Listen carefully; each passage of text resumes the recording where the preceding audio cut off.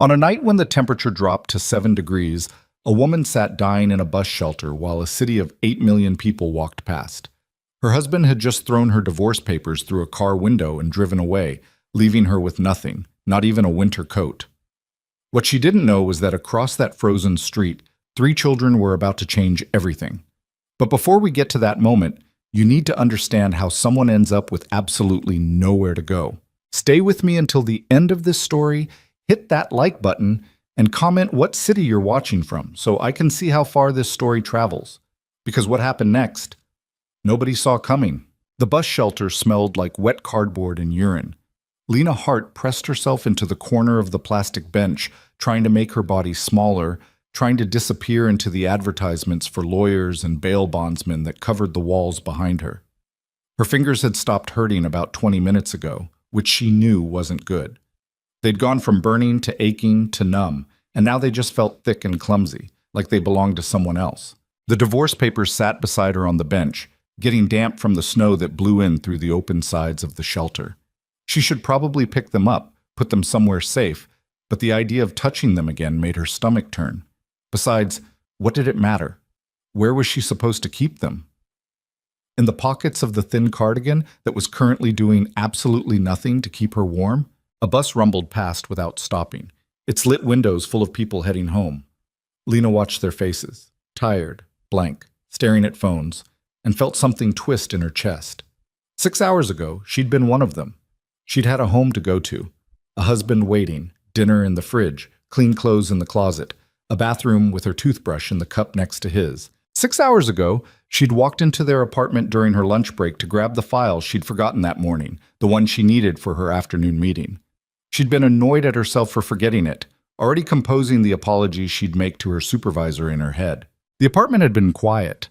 Marcus's car wasn't in the lot, which made sense. He usually worked until 6. She'd kicked off her shoes by the door, dropped her purse on the kitchen counter, headed toward the bedroom where she'd left the file on her nightstand. The bedroom where she found her husband in bed with someone else. The details were already getting fuzzy, like her brain was trying to protect her by blurring the edges. She remembered the woman's face turning toward her. Young, maybe 23 or 24, pretty in that fresh-faced way that made Lena feel ancient at 30. The woman had gasped, grabbed for the sheets. Marcus had said her name, Lena, shit, and jumped up, completely naked, already reaching for his jeans. She'd run.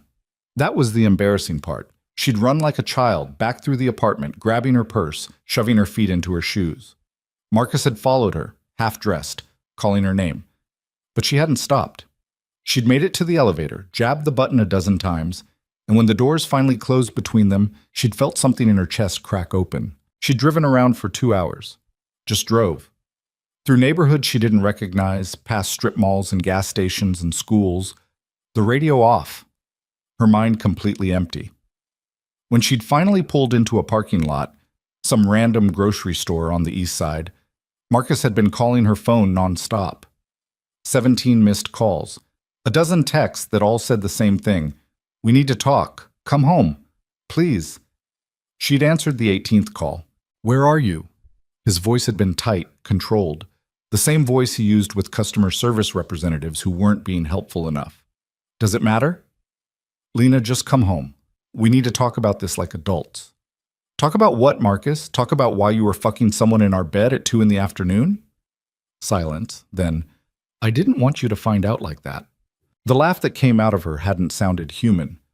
Oh, how did you want me to find out? Were you planning a nice dinner, maybe a PowerPoint presentation? Don't be like that. Don't be like what? Upset? Angry? Sorry if I'm not handling this with the maturity you expected. You're not making this easier. I'm not trying to make it easier, Marcus. I'm trying to figure out what the fuck just happened to my life. More silence. She could hear him breathing, could picture him rubbing his forehead the way he did when he was stressed. Finally, I want a divorce. The words had been so simple, so clean, like he was telling her he wanted Chinese food for dinner. What? I want a divorce. I've been thinking about it for months, Lena. This isn't working. We both know it. We both know it? I didn't know it. I thought we were fine. I thought we were happy. When were we happy? His voice had risen, frustration bleeding through. When was the last time we had an actual conversation that wasn't about bills or schedules? When was the last time you even looked at me like you gave a shit? I give a shit, Marcus. I'm your wife. On paper. But that's about it, isn't it? We're roommates who share a tax return. She'd gripped the steering wheel so hard her knuckles went white. Is this about the baby thing? Because I told you Dr. Chen said there are options we can try. It's not about the baby thing. It's about you. It's about us. We don't work, Lena. We haven't worked in years. So you fucked someone else. Yeah, I did. And you know what? It felt good. It felt like being alive again. When was the last time you made me feel like that? The words had hit like a physical blow. She'd actually gasped, her breath catching in her throat. I have the papers ready, Marcus had continued, his voice going flat again, businesslike. My lawyer already drew them up. You can have your lawyer look them over, but it's pretty straightforward. No kids, no shared property except the apartment, and you're not on the lease anyway, so that's easy. I'm not trying to screw you over. You can take whatever you want from the place. Your clothes, your books, whatever. But I need you to not come back tonight. Stay somewhere else. Give me a few days to get things sorted. Stay where, Marcus? Where am I supposed to go? I don't know. A hotel? A friend's place? Your sister's? My sister lives in Portland, and I don't have money for a hotel. Then I'll get you a hotel. I'll pay for a week. That should give you time to figure things out. I don't want your fucking hotel.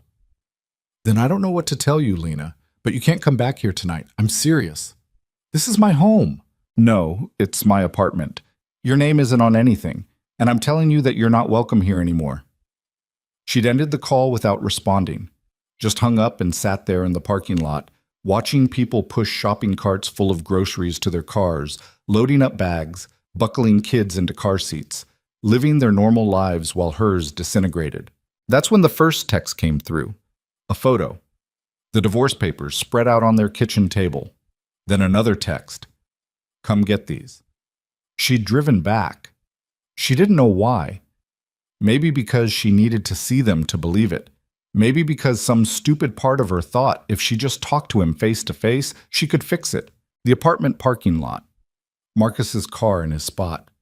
Her spot taken by a Toyota she didn't recognize, probably the girl's. She'd sat in her car for 10 minutes, trying to work up the courage to go inside. Finally, she'd texted him, I'm here. His response was immediate. Stay there. And then he'd come out, walked right up to her car in jeans and a t-shirt, no coat even though it was starting to snow. He'd tapped on her window. When she rolled it down, he'd shoved the papers through the gap. Sign them and send them back, he'd said. Use the email on the cover page. You've got 30 days. Marcus, there's nothing to talk about. It's done. Can I at least get my things? My clothes? Not tonight. I'll box them up and leave them with the building manager. You can pick them up later this week. Where am I supposed to sleep tonight? He'd reached into his back pocket and pulled out a small stack of $20 bills. Here, 200. Get a room somewhere. She'd stared at the money like it was a snake. I'm not taking your money. Don't be stupid. Take it. I don't want it. Lena, take the fucking money. No.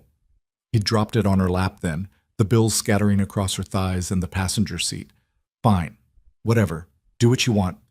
But you're not coming inside. I changed the locks anyway. You changed the locks? When? This afternoon, after you left. The efficiency of it had taken her breath away. He'd planned this. While she was driving around in shock, he'd called a locksmith. Probably called his lawyer too. Probably called the girl and told her to come back over. Coast was clear. You're really doing this, she'd said, and her voice had come out small, childlike. You're really just throwing me out. For just a second, something had flickered across his face. Something that might have been guilt. But then it was gone, replaced by that same flat businesslike expression. Yeah, he'd said. I am. I'm sorry it went down like this, but it's for the best. You'll see that eventually. Then he'd walked back inside. Just turned around and left her sitting there with divorce papers and scattered 20s and nowhere to go. She'd tried calling her friend Sarah, but it went to voicemail. Tried her friend Emma from work, same thing. It was a Thursday night. People had plans, routines, families. She'd sat in the parking lot for another hour, calling everyone she could think of, getting nothing but voicemails and "I'm so sorry, but tonight's really not good" texts. The snow had started coming down harder. The temperature was dropping. She could see it on her car's dashboard display. 28 degrees. 26? 24. She'd started driving again, looking for cheap motels, but every place she passed either had a no vacancy sign or looked like the kind of place where you'd wake up without your kidneys. The $200 Marcus gave her sat in the cup holder. She couldn't bring herself to touch it. Eventually, she just stopped, pulled into a bus stop, turned off the car, and sat there. The gas tank was at a quarter full. Her phone battery was at 15%. She was wearing work clothes, slacks, a thin sweater, her nice flats that were already wet from the snow. No coat because she'd only planned to be gone for 15 minutes that afternoon. The bus shelter was right there. At least it had a roof. That had been 3 hours ago. Now the snow was really coming down, thick and heavy, covering the street in white. The wind cut through the open sides of the shelter like it was nothing, like the plastic walls were just a suggestion. Lena's teeth were chattering so hard she'd bitten her tongue twice. She could taste blood. A couple walked past, bundled in matching Canada Goose parkas, laughing about something. They didn't even glance at the bus shelter. To them, she was invisible, just part of the city furniture. She looked down at her hands. The skin looked waxy, yellowish. She tried to make a fist and her fingers barely moved. This was bad. This was hypothermia bad. She'd read an article once about how it happened. Your body starts shutting down blood flow to your extremities to preserve your core. First your fingers and toes, then your arms and legs. Eventually your brain gets confused and you feel hot instead of cold. You start taking off your clothes. That's when they find you, frozen and naked. Because your dying brain convinced you that you were burning up. She should move, get up, find somewhere warmer. But where? The library closed at 9. The McDonald's down the street had kicked her out earlier when she'd tried to sit in a booth without buying anything.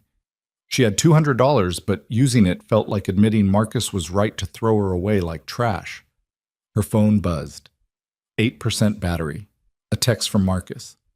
"Did you get a room? Just want to make sure you're okay." The laugh that came out of her was sharp, brittle. He wanted to make sure she was okay. The man who'd just destroyed her entire life wanted to make sure she was okay. She typed back with numb fingers, making 3 typos she had to correct. "I'm fine. Don't contact me again." 3 dots appeared, disappeared, appeared again. Then, "Okay. Take care of yourself. Take care of yourself." Like she was a casual acquaintance he'd bumped into at Starbucks. Like he hadn't just ripped her life apart. She closed her eyes. The cold was starting to feel distant now, like it was happening to someone else. Her thoughts were getting fuzzy around the edges. She wondered if this was what dying felt like. Not dramatic, not scary, just quiet. A slow fade to black while the world kept moving around you, indifferent. "Daddy, look, that lady doesn't have a coat." The voice was small, young. Lena opened her eyes. Across the street, through the falling snow, she could see them. A man and 3 kids. The man was tall, dark-haired, wearing an expensive-looking wool coat. The kids were bundled up like little Michelin men, puffy jackets, hats, scarves, the works. The smallest one, a girl maybe 5 or 6, was pointing at the bus shelter, at Lena. "She's really cold," the girl said, her voice carrying across the empty street. "We should help her." "Sophie, we can't just—" the man started, but one of the other kids, a boy a bit older, cut him off. "Dad, she's just sitting there, in the snow. We have to do something." The third child, another boy, nodded vigorously. "We can't just leave her." Lena watched this exchange like she was watching TV. It didn't feel real. The family stood there for a moment, the man looking at the shelter, at her, then back at his kids. She could see him thinking, weighing options, probably wondering if she was dangerous, crazy, on drugs. Then he was crossing the street, the kids following him, coming toward her. Lena tried to sit up straighter, tried to make herself look less pathetic. It didn't work. Her body wouldn't cooperate. The man reached the shelter and stopped a few feet away. Up close, he was younger than she'd thought. Early 30s, maybe. He had the kind of face that belonged on business magazine covers. Sharp jaw, clear eyes, the look of someone who'd never missed a meal or slept on a bus bench. "Are you all right?" he asked, and his voice was careful, gentle. The voice you'd use with a wounded animal. Lena's mouth didn't want to work right. I'm fine. You don't look fine. You're shaking. Just waiting for the bus. The buses stopped running this route an hour ago. Snow emergency. She hadn't known that. She looked at the street, at the snow accumulating.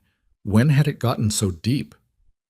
The little girl pushed past her father and stood right in front of Lena, peering at her with concerned eyes. You're freezing. Where's your coat? Sophie, give her some space, the man said, but the girl ignored him. Do you need help? Sophie asked. We can help you. We're good at helping. Daddy says so. I don't need help. The words came out slurred. Lena's tongue felt thick. One of the boys, the older one, spoke up. You're turning blue. Like, actually blue. That's bad. Ben's right, the other boy added. We learned about hypothermia in Scouts. Your lips are the wrong color. The man, their father apparently, crouched down so he was at her eye level. I'm Ethan Mercer. These are my kids. We live about 2 blocks from here. You're in trouble, I can see that. Let us help. Just for tonight. You can get warm, have something to eat, figure out your next step. No strings. Lena shook her head, but the movement made her dizzy. I can't. I don't know you. I know. And I'm not trying to scare you, but look at yourself. You're not dressed for this weather. You're showing signs of hypothermia. If you stay out here, you're going to end up in an emergency room, or worse. I have money. I can get a hotel. The lie came automatically. Okay. Where's your phone? Let's call one right now and get you a room. She looked down at her lap. Her phone was at 4% battery. Even if she called, she didn't have the energy to walk anywhere. Didn't have the clarity to figure out which hotel, which room, how to get there. Please, the little girl said, and her eyes were so earnest, so full of concern that Lena felt something crack in her chest. We have hot chocolate and blankets, and our house is really warm. You can sleep in the guest room. It has the softest bed ever, like sleeping on a cloud, Daddy says. I don't want to impose. You're not imposing, Ethan said firmly. My kids are right. We can't just leave you here. I couldn't live with myself. So please, just for tonight, let us help. Lena looked at them. Really looked at them. 3 kids staring at her with worry written all over their faces. A father who could easily have walked past, who could have ignored his kids' pleas but hadn't. She was so tired, so cold. Her thoughts were getting slower, harder to hold on to. Just for tonight, she heard herself say.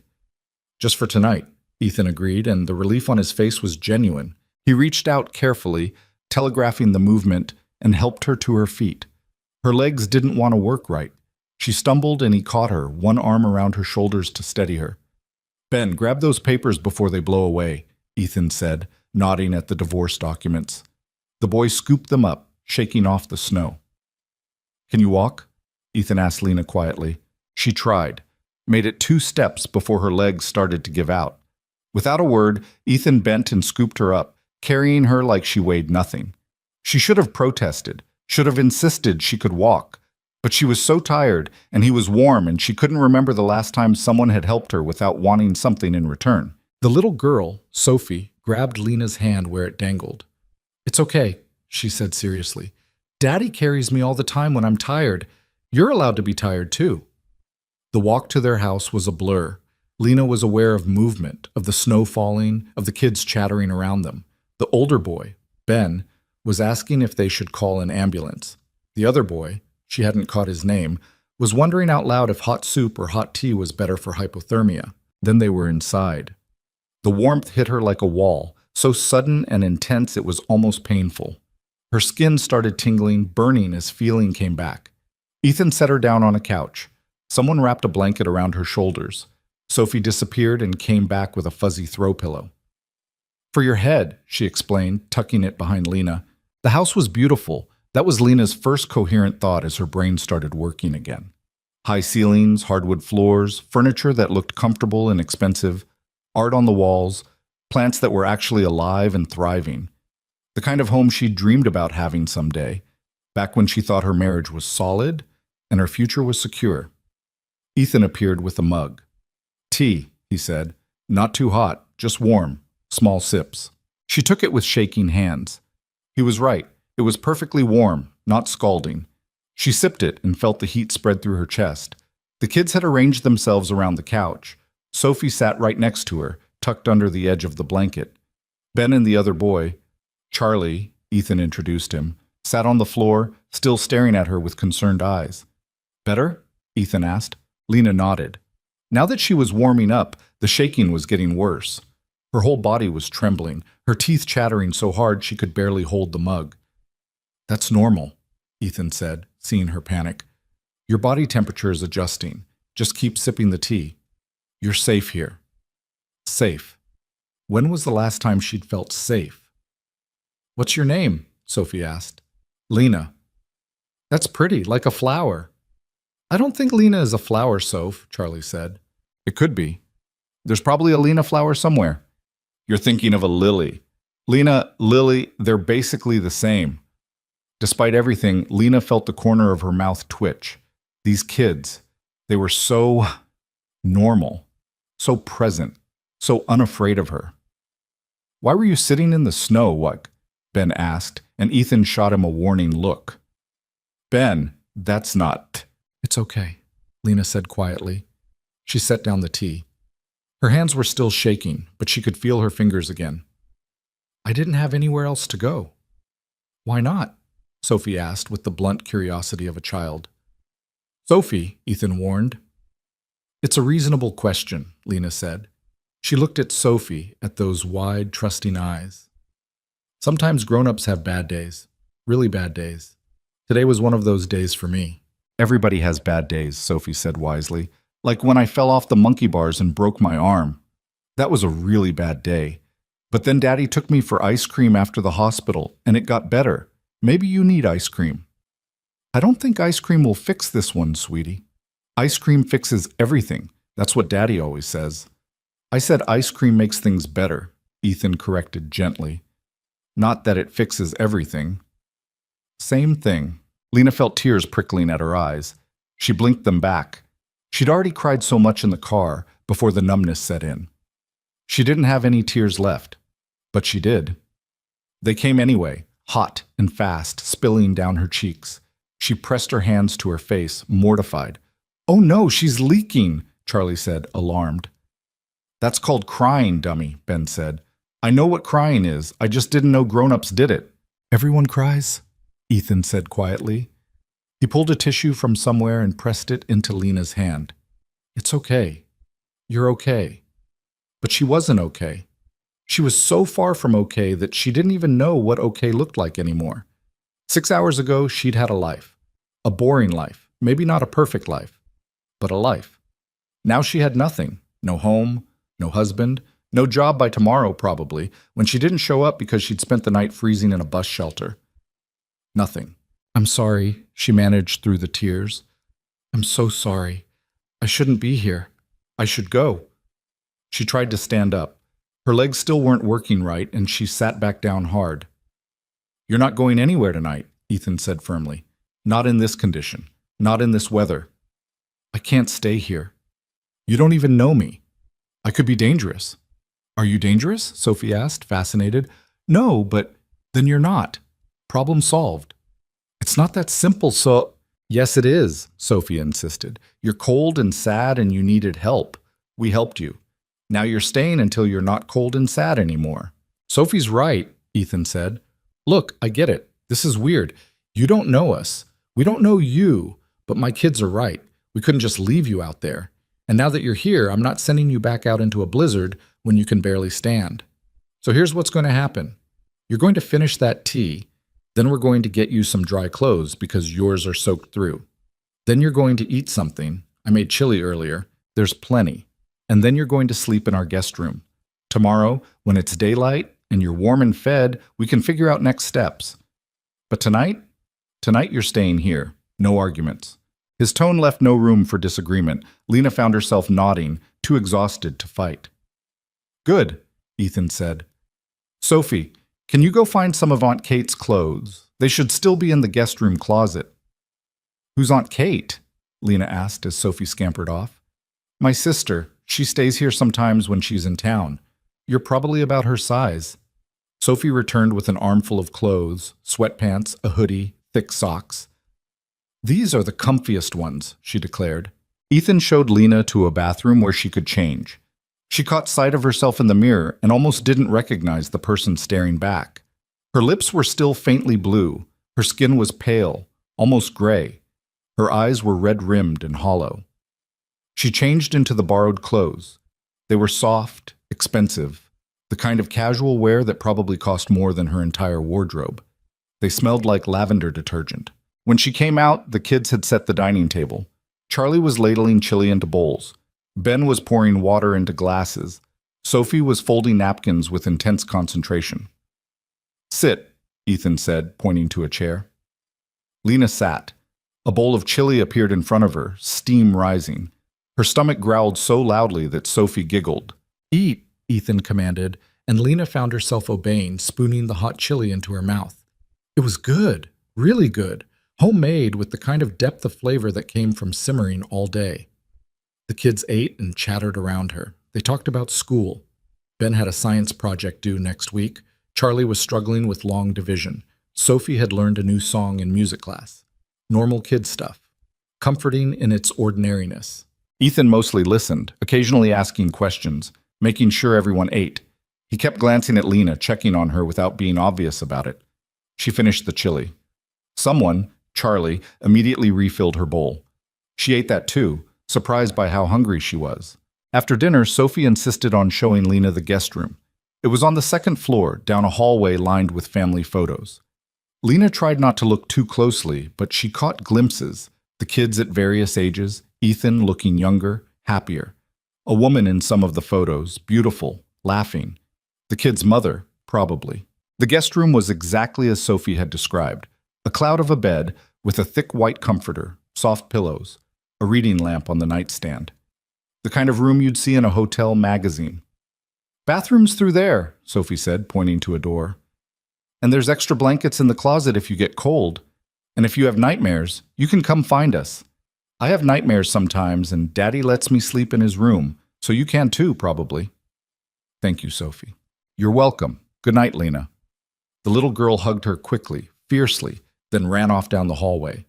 Lena stood in the doorway of the guest room, trying to process the fact that this was real, that she was standing in a stranger's house, about to sleep in a stranger's bed because her entire life had imploded in the space of an afternoon. A soft knock on the doorframe. Ethan stood there, holding a phone charger. "Figured you might need this." "Thank you." He handed it to her. "Look, I know this is a lot, and probably terrifying, but I want you to know that you're safe here. I'm not expecting anything from you, neither are my kids. We're just trying to help." "Why?" The question came out before she could stop it. "Why what?" "Why are you helping me? You don't know me." "I could be anyone." Ethan leaned against the doorframe, considering. "A couple years ago, I was in a bad place. Really bad. My wife died, cancer, it was quick, and I was alone with 3 kids and a company to run, and I was drowning, completely falling apart. One night, I was sitting in my car in a parking garage, just lost. Couldn't remember why I'd driven there. Couldn't remember where I was supposed to be. And this security guard found me. Old guy, probably should have retired 10 years ago. He sat with me for 2 hours. Just sat there while I fell apart. Didn't try to fix it. Didn't call anyone. Just stayed. When I finally pulled myself together, I asked him why he'd done that. Why he'd wasted 2 hours of his shift on some stranger having a breakdown. You know what he said? Lena shook her head. He said, "Because everybody needs someone to sit with them sometimes. And today, I'm your someone. So I guess tonight, we're your someone." The tears came again. Lena didn't even try to stop them this time. "Get some sleep," Ethan said softly. "Tomorrow won't look quite so dark." He left, closing the door gently behind him. Lena plugged in her phone and crawled into the cloud bed. Sophie was right. It was impossibly soft. She pulled the comforter up to her chin and stared at the ceiling, trying to make sense of the day. This morning, she'd been married, had an apartment, had a routine, had a life she understood, even if it wasn't perfect. Tonight, she was divorced, homeless, and sleeping in a stranger's guest room because 3 children had refused to let their father walk past a woman freezing to death. She should be planning, figuring out her next move, where to go tomorrow, who to call, how to rebuild. But she was so tired, the kind of tired that went bone deep, and the bed was so soft. And for the first time in hours, she was warm. Lena closed her eyes and let the darkness take her. Lena woke to sunlight burning through her eyelids and the smell of bacon. For one confused, peaceful moment, she didn't remember where she was. Then it all came crashing back. Marcus, the divorce papers, the bus shelter, the cold that had settled into her bones like it planned to stay forever. She sat up too fast and her head spun. The guest room looked different in daylight, less like a hotel spread and more like an actual room someone had decorated with care. There were books on the shelf by the window, real books with cracked spines that had been read multiple times. A framed print on the wall showed a beach at sunset, generic but pleasant, the kind of room that said guest without screaming it. Her phone showed 10:30 in the morning. She'd slept for almost 12 hours. There were 6 new texts from Marcus, each one a variation of "Are you okay?" and "Please respond." She deleted them without reading past the previews. The borrowed clothes from last night were folded neatly on a chair she didn't remember putting them on. Someone must have come in while she slept. The thought should have bothered her, but it didn't. She pulled on the sweatpants and hoodie again, finger-combed her hair, and tried to make herself look less like someone who'd nearly frozen to death. The hallway was quiet. She could hear voices downstairs, the clink of dishes, a burst of laughter. Normal morning sounds. She stood at the top of the stairs, suddenly unsure. Should she just walk down, announce herself, sneak out the front door and disappear before anyone noticed? "She's awake!" Sophie's voice rang out from somewhere below. "I can hear the floor creaking. Hi, Lena." So much for sneaking out. Lena made her way down the stairs, following the bacon smell to a kitchen that was somehow even nicer than the rest of the house. White marble counters, stainless steel appliances, an island with bar stools where the kids were eating pancakes. Ethan stood at the stove, spatula in hand, wearing jeans and a faded college sweatshirt that made him look younger than he had last night. "Morning," he said, glancing over his shoulder. "You hungry?" "I should probably go. That's not what I asked." Lena's stomach growled, answering for her. Sophie giggled. "Sit," Ethan said, pointing the spatula at an empty stool. "Pancakes or French toast?" "I really shouldn't impose." "Lena." He turned to face her fully. "You're not imposing. You're accepting help. There's a difference. Now pancakes or French toast?" "Pancakes," she heard herself say. "Good choice," Charlie said through a mouthful of syrup. "Dad makes them with chocolate chips." Ethan slid a plate across the island. 3 perfectly golden pancakes, chocolate chips melting into the surface, a pat of butter on top. It looked like something from a diner menu. Lena sat and picked up a fork. The first bite was ridiculous. Fluffy, sweet, rich. She couldn't remember the last time she'd had a real breakfast. She and Marcus had been coffee and granola bar people, eating on the go, neither of them willing to wake up early enough to actually cook. "Good?" Ethan asked. "Really good." "Told you," Charlie said smugly. "Dad's pancakes are legendary." "Don't oversell it," Ethan said, but he looked pleased. Ben was watching Lena with the intense, analytical stare of a kid who'd been raised to notice things. "You look better than last night. Less blue." "Ben," Ethan said warningly. "What?" "She does. Last night she looked like a zombie. Now she just looks tired." "Thanks, I think," Lena said.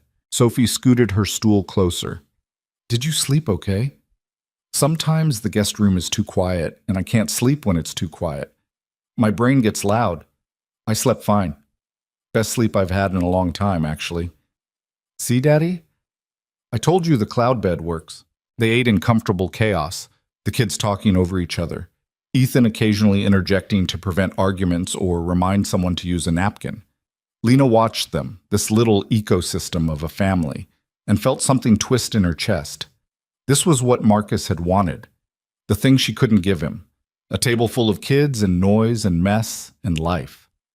"So," Ethan said, refilling her coffee without asking if she wanted more, "what's your plan?" Lena set down her fork. "I need to figure that out." "You have somewhere to go?" "Not exactly. Friends? Family? My sister's in Portland. We're not close. And my friends..." She trailed off. "How did you explain that your friends were really just people you texted occasionally? Surface-level relationships that evaporated the moment you actually needed something. What about a job? Ethan asked. You work? I did. Administrative assistant at a medical supply company. I'm supposed to be there right now, actually. She pulled out her phone, saw 3 missed calls from her supervisor. I should call them. Use the study, Ethan said, pointing down a hallway. Second door on the left. Privacy. The study was exactly what she'd expected. Dark wood furniture, built-in bookshelves, a desk with a leather chair. She sat down and stared at her phone for a full minute before calling. Her supervisor, Margaret, answered on the second ring. Lena, where are you? I'm so sorry, Margaret. I had a family emergency. You were supposed to be here at 8. We had the Cardwell meeting. I had to run it myself. I know. I'm sorry. Something came up and I couldn't... You couldn't call? Couldn't text? This is completely unprofessional. Lena closed her eyes. You're right. I should have called. I'm dealing with some personal issues and I forgot. You forgot. Margaret's voice could have cut glass. Lena, I've been patient with you. I know you've been distracted lately, but this is unacceptable. I need people I can count on. I understand it won't happen again. Silence. Then, I think it's best if you take some time to sort out your personal life. Consider this a leave of absence. A leave of absence? For how long? Until you can commit to being here consistently. I'll email you the paperwork. The call ended. Lena stared at the phone, trying to process what had just happened. She'd essentially been fired, or suspended, or whatever corporate speak term they were using to avoid saying she was being pushed out. When she came back to the kitchen, Ethan took one look at her face and said, That bad? I don't have a job anymore, or I do, but not really. It's complicated. I'm sorry. It's my fault. I should have called yesterday. She couldn't finish the sentence. How did you explain that yesterday her brain had stopped working, that she'd been operating on pure survival instinct, that calling her job had been so far down the list of priorities it hadn't even registered? Sophie had finished her pancakes and was now drawing on a paper napkin with a purple crayon. If you don't have a job, you can stay here and help Daddy. He needs help. He's always stressed. I'm not always stressed, Ethan said. Yes, you are. You get that line right here. She pointed to her own forehead. When you're thinking too hard and you forget to eat lunch, Mrs. Chen has to remind you. Who's Mrs. Chen? Lena asked. The housekeeper, Ben said. She comes 3 times a week to keep Dad from living in total chaos. It's not chaos. Dad, you once wore 2 different shoes to a meeting, Charlie said. That was one time.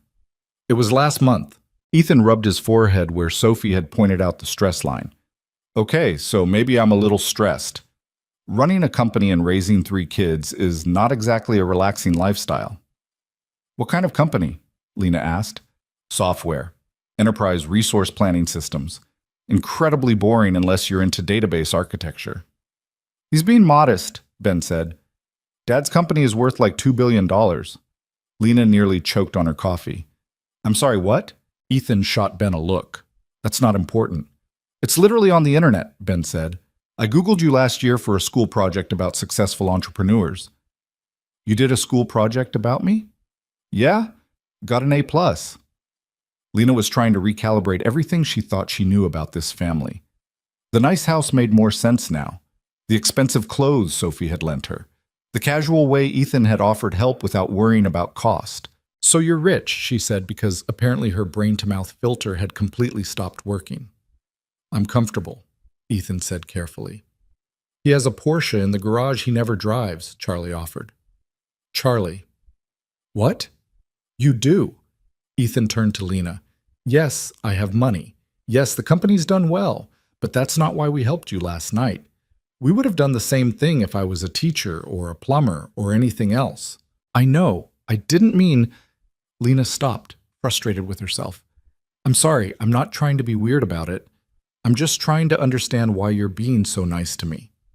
Because you needed help, Sophie said simply.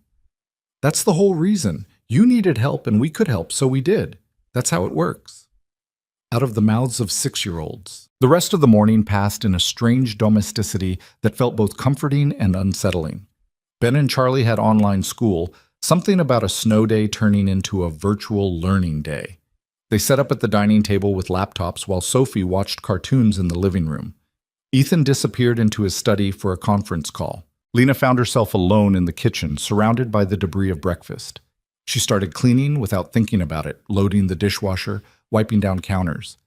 Felt good to have something to do with her hands, some purpose beyond sitting and spiraling.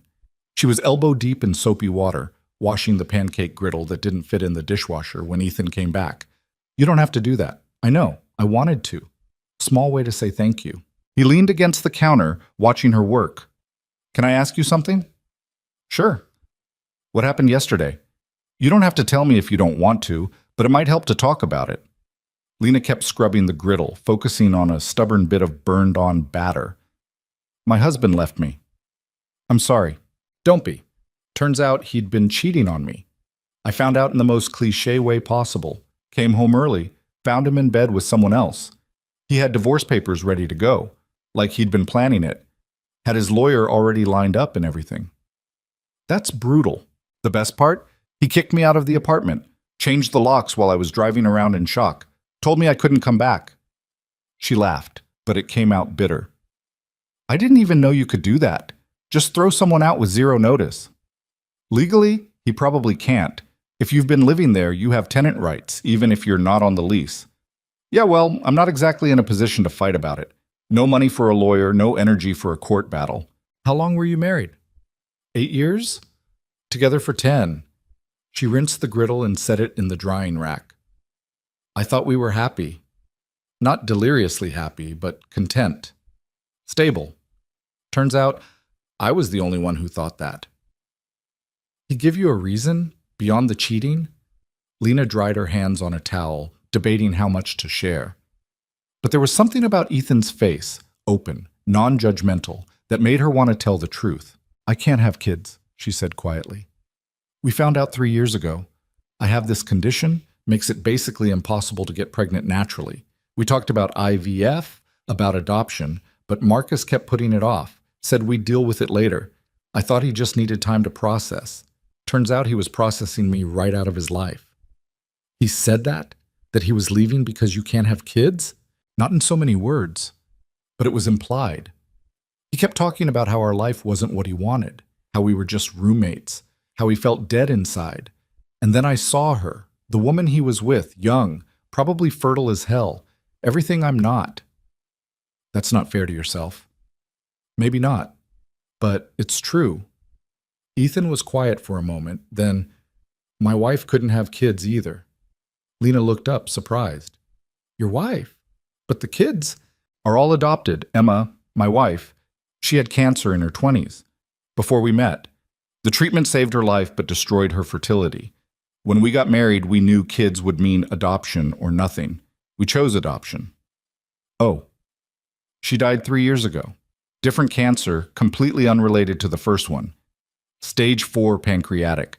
Diagnosed in June, gone by October. Sometimes I still can't believe how fast it happened." "I'm so sorry." "My point is," Ethan continued, "your value as a human being, as a woman, as a wife, none of that is determined by whether or not you can have biological children. Your ex is an idiot if he thinks otherwise. You're just saying that to make me feel better. I'm saying it because it's true. Emma was the best person I ever knew. Kind, funny, brilliant. She made me better just by existing. The fact that she couldn't have biological kids was completely irrelevant to who she was as a person. And the fact that you can't doesn't define you either." Lena felt tears prickling again. She blinked them back. "How do you do it? Raise 3 kids by yourself?" "Badly most days. I rely heavily on Mrs. Chen, on my sister, on sheer stubbornness. The kids are amazing, which helps. But yeah, it's hard. Really hard." "They seem well adjusted." "They have their moments. Ben's in therapy because he has panic attacks. Charlie gets angry about things he can't control. Sophie still sleeps in my bed half the time because she has nightmares about me dying too. We're all just doing our best and hoping it's enough." The honesty was startling.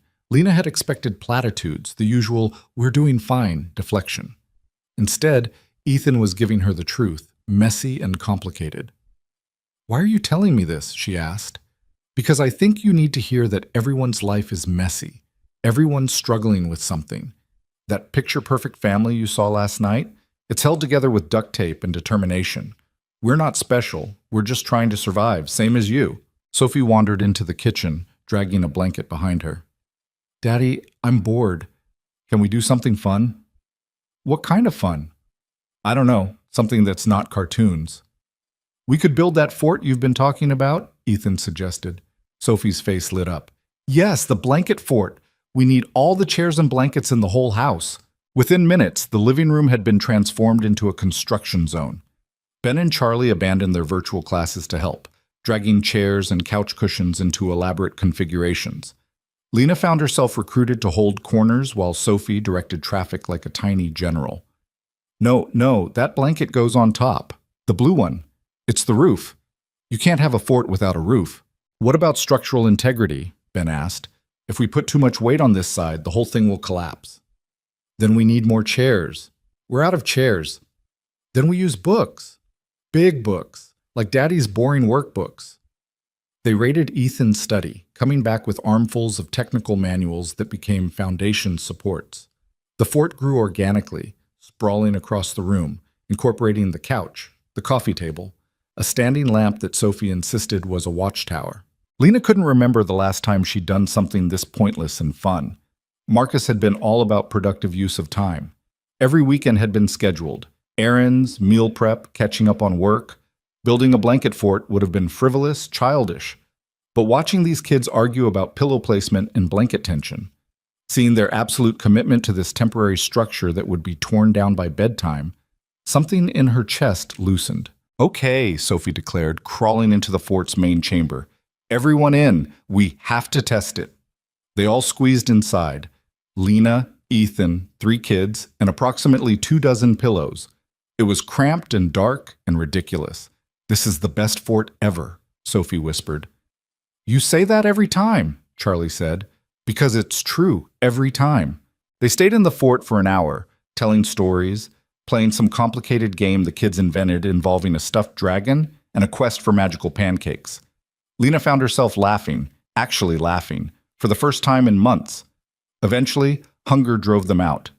Ethan made grilled cheese sandwiches while the kids continued fortifying their structure. Lena helped, buttering bread, flipping sandwiches, falling into an easy rhythm with him in the kitchen. You're good with them, Ethan said quietly. The kids. They're easy to be good with. Not always. They can be terrors when they want to be, but they like you. Sophie especially. She doesn't warm up to people quickly. She seems like she warms up to everyone. That's her personality. Sunny, optimistic, but it's surface level with most people. She's only truly herself with people she trusts. The fact that she's already recruited you for fort building is significant. Lena didn't know what to do with that information, so she focused on the sandwiches. After lunch, Ben had a meltdown about his science project. It had been due today, but with the snow day turning into virtual learning, the deadline had been extended to Monday. He'd been planning to finish it yesterday, but hadn't. And now he was spiraling about how he was going to fail, and it would ruin his GPA, and he'd never get into college. You're 12, Charlie pointed out. College isn't for like 6 years. It matters now. Everything matters now. If I don't keep my grades up, I won't get into the advanced program. And if I don't get into the advanced program... Ben. Ethan's voice was calm but firm. Breathe. What do you need for the project? A model of the water cycle. I have all the materials, I just haven't built it yet. Okay, so let's build it. It has to be perfect. It has to be done. Perfect is the enemy of good. They spread out materials on the dining table, poster board, markers, cotton balls, blue cellophane. Ben explained the requirements with the intensity of someone describing a military operation. Lena found herself helping, holding pieces while Ben glued, offering suggestions that he sometimes accepted and sometimes rejected with the absolute certainty of a preteen. 3 hours later, they had a model that showed evaporation, condensation, precipitation, and collection. It wasn't perfect. The clouds were lopsided, the ocean section had a visible seam, but it was done. Ben stared at it critically. It's not very good. It's great, Lena said. It shows all the required components, it's clearly labeled, and you can explain the process. That's what matters. You think so? I know so. I used to do grant applications for a medical research nonprofit. Presentation matters, but content matters more. You have solid content. Ben's shoulders relaxed fractionally. Okay. Thanks. That night, after the kids had gone to bed, Lena found herself alone with Ethan in the living room. The blanket fort still stood, a monument to the day's chaos. I should probably leave tomorrow, Lena said. I've imposed enough. Where will you go? I'll figure something out. Find a shelter, maybe. Or a hostel. I have that money Marcus gave me. Or you could stay here. Lena looked at him, startled. What? Stay here. For a while. Until you get back on your feet. Ethan, I can't. Why not? We have the space. The kids like you. And frankly, I could use the help. You don't even know me. I know you're going through something terrible, and you need time to rebuild. I know my kids responded to you in a way they haven't responded to anyone since Emma died. I know you helped Ben with his project without being asked, that you cleaned the kitchen this morning, that you're clearly a good person in a bad situation. That's not enough to invite someone to live in your house. It's enough for me. Lena shook her head. This is crazy. People don't do this. Strangers don't just take in other strangers. We did last night. That was different. That was an emergency. And this isn't? Lena, you have no job, no home, no support system. Where exactly are you going to go? What's your plan? She didn't have an answer. Here's what I'm thinking, Ethan said. You stay here. Guest room is yours. In exchange, you help out with the kids. Pick up from school, homework supervision, dinner prep, whatever you're comfortable with. Mrs. Chen is great, but she's only here 3 days a week, and I'm drowning in work. Having someone else here, someone the kids trust, would be huge. It's not charity. It's a mutually beneficial arrangement. You're describing a nanny. I'm describing help. We help each other. You get time to figure out your next steps without worrying about where you're sleeping or what you're eating. I get support with the kids. Everybody wins. This is insane. Maybe. But yesterday you were sitting in a bus shelter in a snowstorm with nowhere to go. Today you helped my son with his science project and made my daughter laugh so hard she snorted juice out of her nose. I'd call that progress. Lena wanted to argue, wanted to point out all the reasons this was a terrible idea, but she was so tired of fighting. And the alternative, shelters, hostels, couch surfing, felt impossible to face. Just for a while, she heard herself say, until I can find something permanent. However long you need. And I'll help with the kids, seriously help. Not just token stuff. Deal. They shook hands, formal and ridiculous given the circumstances. Lena felt like she'd just agreed to something that would either save her life or complicate it beyond repair. Maybe both. That night, back in the cloud bed, she stared at the ceiling and tried to process the last 48 hours. 2 days ago, she'd been married. Now she was divorced, unemployed, and living with a billionaire widower and his 3 adopted kids. Her phone buzzed. Another text from Marcus. Please just let me know you're safe. She typed back, I'm safe. Don't contact me again? His response came immediately. I'm sorry about how this happened. You deserved better. She stared at the message for a long time. Then she blocked his number and turned off her phone. Tomorrow she'd have to figure out the logistics, getting her things from the apartment, officially filing the divorce papers, applying for new jobs. Tomorrow she'd have to start rebuilding her life from scratch. But tonight, in this borrowed bed in this stranger's house that was starting to feel less strange by the hour, she let herself just be. Broken, lost, scared, but safe. And for now, that was enough. The first week passed in a blur of routines Lena had to learn on the fly. Wake up at 6:30 when Sophie appeared at her door like a small, insistent alarm clock. Make breakfast while Ethan showered and the boys argued about whose turn it was to use the bathroom first. Pack lunches. No peanut butter for Charlie, he was allergic. Ben only ate sandwiches cut diagonally. Sophie required exactly 3 apple slices, not 2, not 4.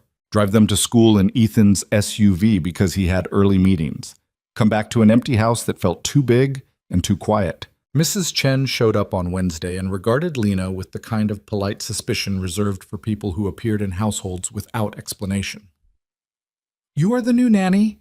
She asked, setting down her cleaning supplies in the kitchen. Not exactly, I'm just helping out.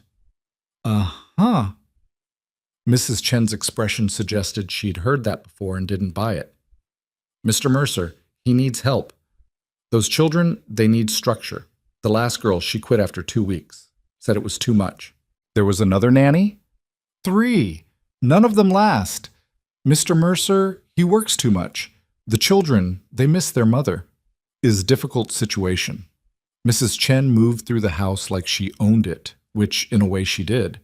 She knew where everything went, which rooms needed attention, how Ethan liked his shirts folded. Lena stayed out of her way and tried to make herself useful in the margins. By Friday, she'd developed something resembling a routine. Morning chaos, school run, empty house. She'd started using the quiet hours to apply for jobs online, but every application felt like screaming into a void. Administrative assistant positions that wanted 5 years of experience for $12 an hour. Receptionist roles that required you to already live within 10 miles of the office.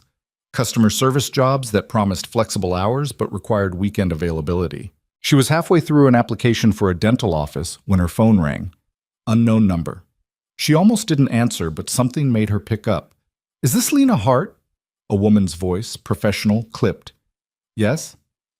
"This is Jennifer Wu from Daniels and Associates. We represent Marcus Hart in his divorce proceedings. I'm calling to schedule a meeting to discuss the settlement agreement." Lena's stomach dropped. "I don't have a lawyer." "That's fine. This is just a preliminary discussion. We'd like to go over the terms with you, make sure you understand everything before you sign." "I can't afford a lawyer." "You might qualify for legal aid. I can send you some resources, but regardless, you should come in and review the documents. Can you make Tuesday at 2? Lena agreed because she didn't know what else to do. After the call ended, she sat staring at her laptop screen, the job application forgotten. This was really happening.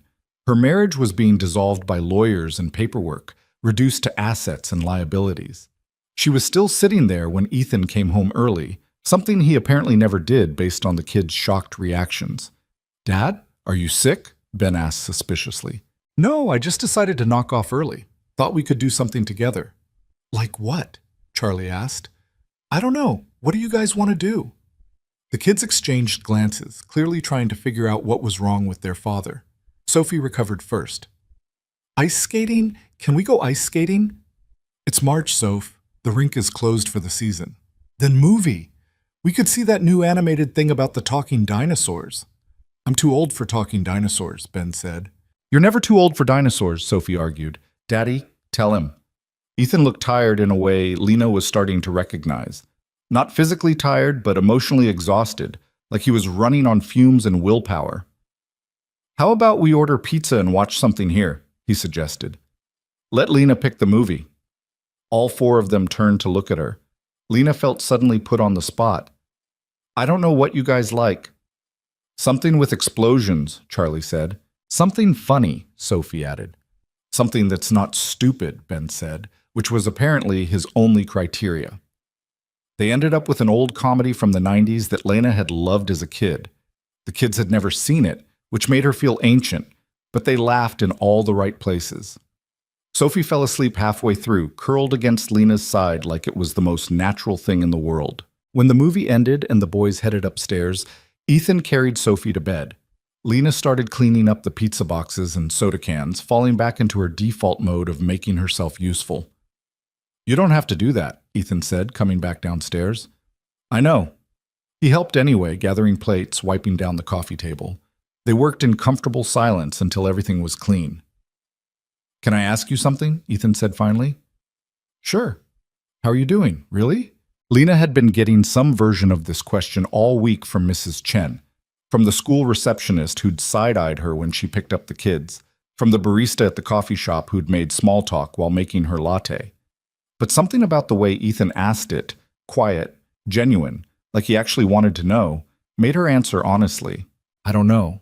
Some moments I feel okay, like maybe I can actually rebuild my life.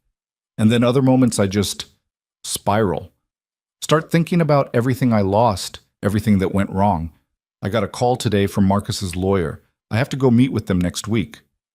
"You need a lawyer too." "I can't afford one." "I can lend you." "No." The word came out sharper than she intended. "I'm sorry, but no. You're already doing too much. I can't take money from you. It's not charity, it's practical. You need legal representation." "I'll figure something out." Ethan looked like he wanted to argue but didn't. Instead, he changed tactics. What did Marcus's lawyer say? Just that they want to go over the settlement terms, make sure I understand everything. That's code for we want to make sure you sign without fighting. Don't go to that meeting alone. I don't have much choice. You have me. I'll go with you. Ethan, not as your lawyer, as a friend. Someone who knows how these things work and can help you ask the right questions. That's it. Lena wanted to refuse, wanted to maintain some shred of independence, but the truth was she was terrified of that meeting, of sitting across from Marcus's high-powered attorney and trying to advocate for herself when she didn't even know what she should be advocating for. Okay, she said quietly. Thank you. The weekend brought a different kind of chaos. Ben had a soccer game on Saturday morning, which meant early wake-up and standing on cold metal bleachers watching kids chase a ball around a muddy field.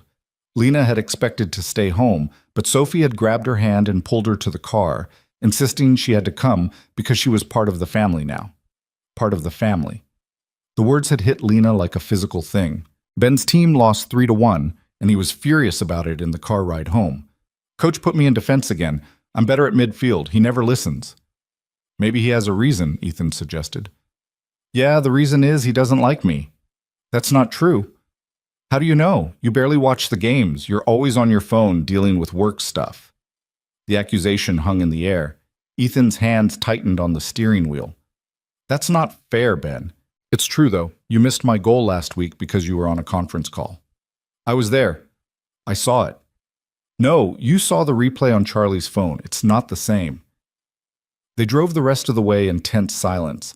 When they got home, Ben disappeared to his room and slammed the door hard enough to rattle the walls. Ethan stood in the kitchen, rubbing his forehead where the stress line appeared.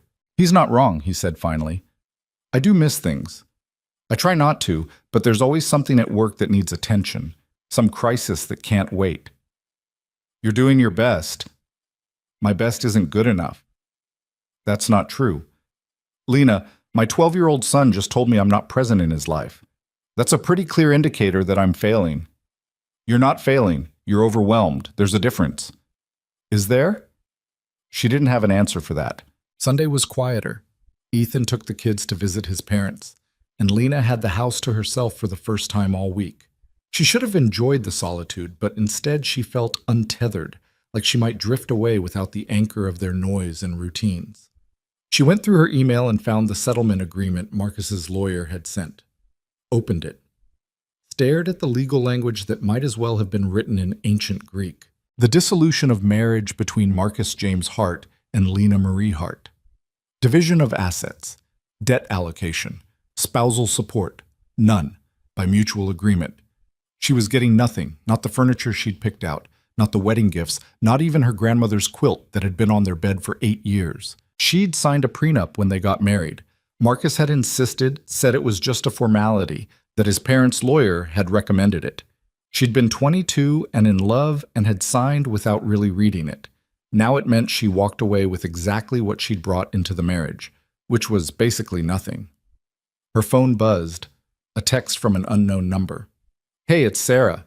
Emma Chen gave me your new number. Heard about you and Marcus. I'm so sorry. Want to get coffee? Sarah.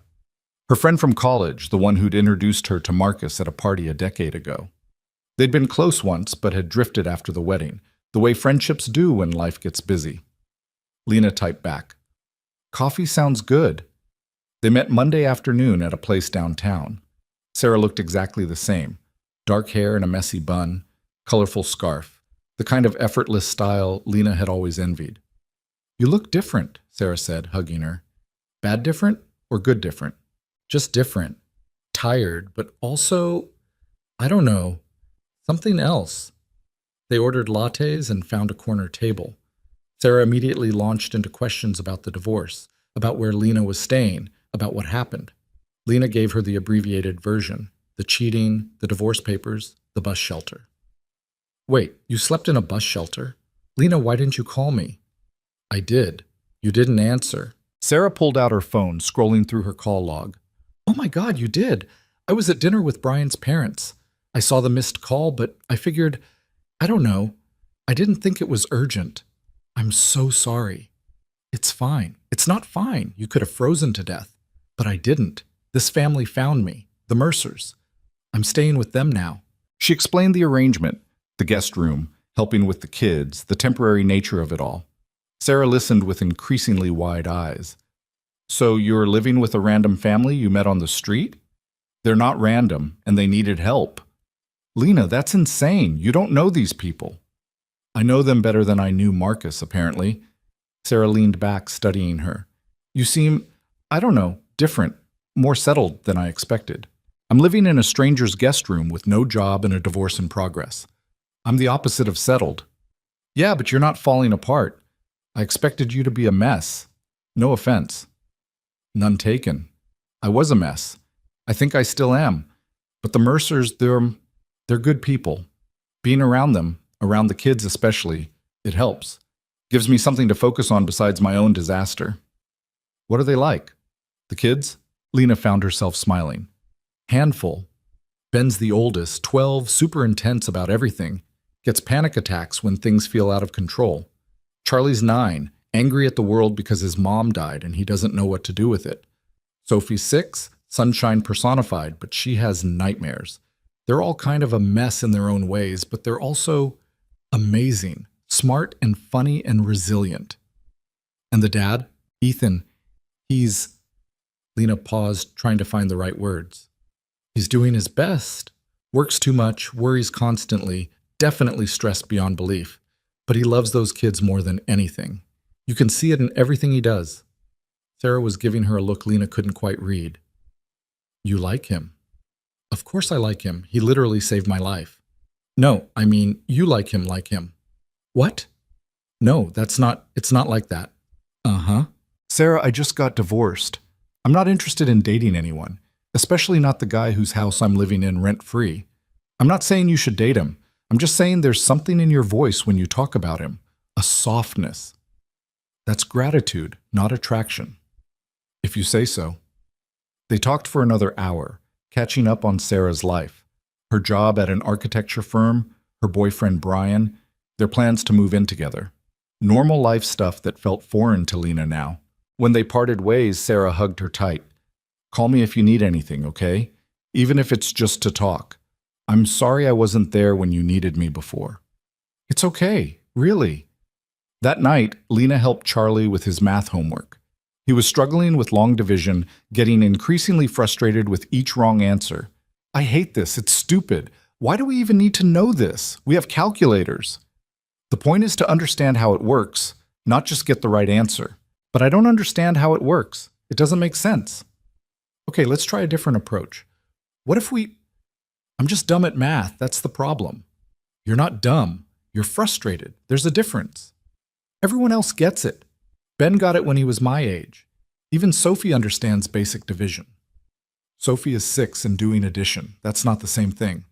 Charlie threw his pencil across the room. I can't do this. Lena picked up the pencil and set it back on the table. Yes, you can, but we're going to take a break first. Come on. She led him to the kitchen and made hot chocolate, the real kind with milk and cocoa powder, not the instant packets. They sat at the counter in silence while he drank it. My mom used to make hot chocolate when I got mad, Charlie said quietly. Yeah? She said emotions are like weather. They pass. You just have to wait them out. That's good advice. I miss her. The words were so simple, so bare that Lena felt her chest constrict. I know you do. Dad says it gets easier, but it's been 3 years and it doesn't feel easier. It just feels different, like there's this hole that's always there. Maybe it doesn't get easier. Maybe you just get stronger, learn to carry the hole. Charlie considered this, then nodded slowly. Yeah, maybe. They went back to the homework. This time, when Lena explained the division process, he listened. They worked through 3 problems together before he started doing them on his own, his confidence building with each correct answer. See, Lena said, not dumb, just needed a different way of looking at it. Thanks, Lena. When Ethan came home an hour later, she told him about the homework session, about Charlie's breakthrough. He looked so relieved it was almost painful. I'm terrible at helping with math. I understand it, but I can't explain it in a way that makes sense to them. You're better at this than I am. I'm not better. I'm just fresh eyes. No, you're better. Charlie actually listened to you. When I try to help him, we just end up arguing. Because you're his dad. Dads aren't supposed to be good at homework help. It's like a law of nature. Ethan laughed, the sound surprised out of him. Is that what it is? Absolutely. Kids rebel against parental assistance on principle. But random house guests? We're neutral territory. You're not a random house guest anymore. No? No. You're... He paused, searching for the word.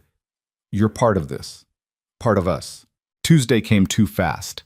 Lena put on the one professional outfit she owned, a black pencil skirt and white blouse she'd grabbed during her one trip back to the apartment building to collect her things from the boxes Marcus had left with the manager. Ethan wore a suit, looking every inch the billionaire CEO she kept forgetting he was. The law office was downtown, sleek and modern, all glass and chrome. Marcus's lawyer, Jennifer Wu, met them in a conference room that probably cost more to furnish than Lena made in a year. Ms. Hart, thank you for coming in. And you are? She looked at Ethan with polite inquiry. Ethan Mercer. I'm here as moral support. Jennifer's expression suggested she didn't love this development, but wasn't going to fight it. She laid out the settlement terms in language that sounded almost reasonable until you looked closely at what it actually meant. Lena got nothing, owed nothing, walked away clean. This seems pretty one-sided, Ethan said mildly. I'm sorry, Mr. Mercer, but this is a private matter between Miss Hart and my client. I understand that. I'm just observing that Ms. Hart was married for 8 years. She contributed to the household, to the relationship. The prenup she signed may be legally binding, but there's usually room for negotiation in these situations. Jennifer's smile was pure shark. The prenup is airtight. Ms. Hart signed it willingly. There's no basis for renegotiation. What about emotional distress? My understanding is that Mr. Hart ended the marriage quite abruptly and left Miss Hart in a vulnerable position. That's not grounds for additional compensation under New York law.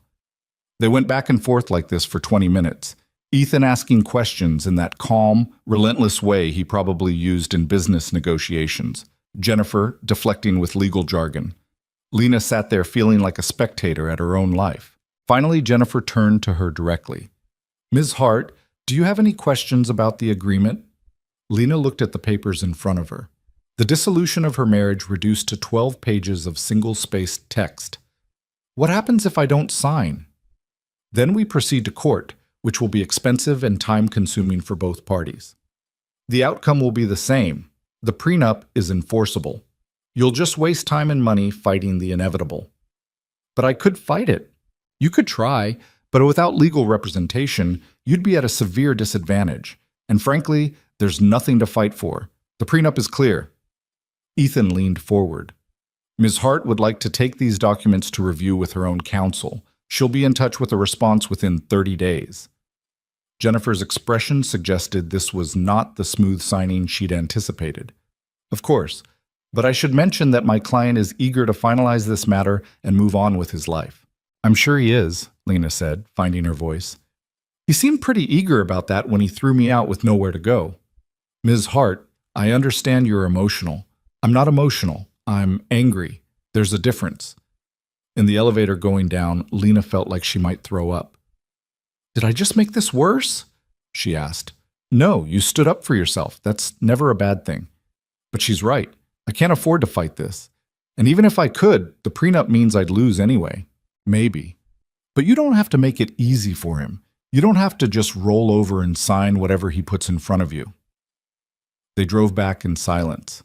Lena stared out the window at the city sliding past, thinking about choices and consequences, about the naive 22-year-old who'd signed her future away because she was in love and trusting. That night, after the kids were in bed, she found Ethan in his study, working on his laptop. Can I ask you something? She said from the doorway. Sure. Why are you doing this, helping me with the divorce, letting me stay here, all of it? What's in it for you? Ethan closed his laptop and looked at her directly. Honestly, the kids need you. I need you. You've brought something into this house that's been missing since Emma died. What? Balance, warmth. Another adult who actually gives a damn. Mrs. Chen is great, but she's staff. My sister visits once a month if we're lucky. It's been me and 3 kids in survival mode for 3 years. And then you showed up and suddenly Ben's science projects get done without screaming matches. Charlie does his homework without throwing things. Sophie falls asleep happy instead of crying. That's not nothing. They did that before I got here. Not like this, not easily. You're good with them, Lena, better than I am sometimes. And before you argue, yes, you are. I'm their dad. I love them more than life itself. But love doesn't mean I'm good at the day-to-day stuff. You are. I'm just doing what needs to be done. Exactly. Without resentment, without making it a big production. You just do it. And the kids respond to that. They've been through hell, lost their mom, got stuck with a dad who works too much and doesn't always know what he's doing. They need stability. You give them that. For now, but I can't stay here forever. Why not? The question hung in the air between them. Because this isn't my life, Lena said finally. This is borrowed. All of it. The room, the routine, the family dinners. It's yours. I'm just passing through. What if you didn't have to be? Ethan, I'm not proposing anything weird.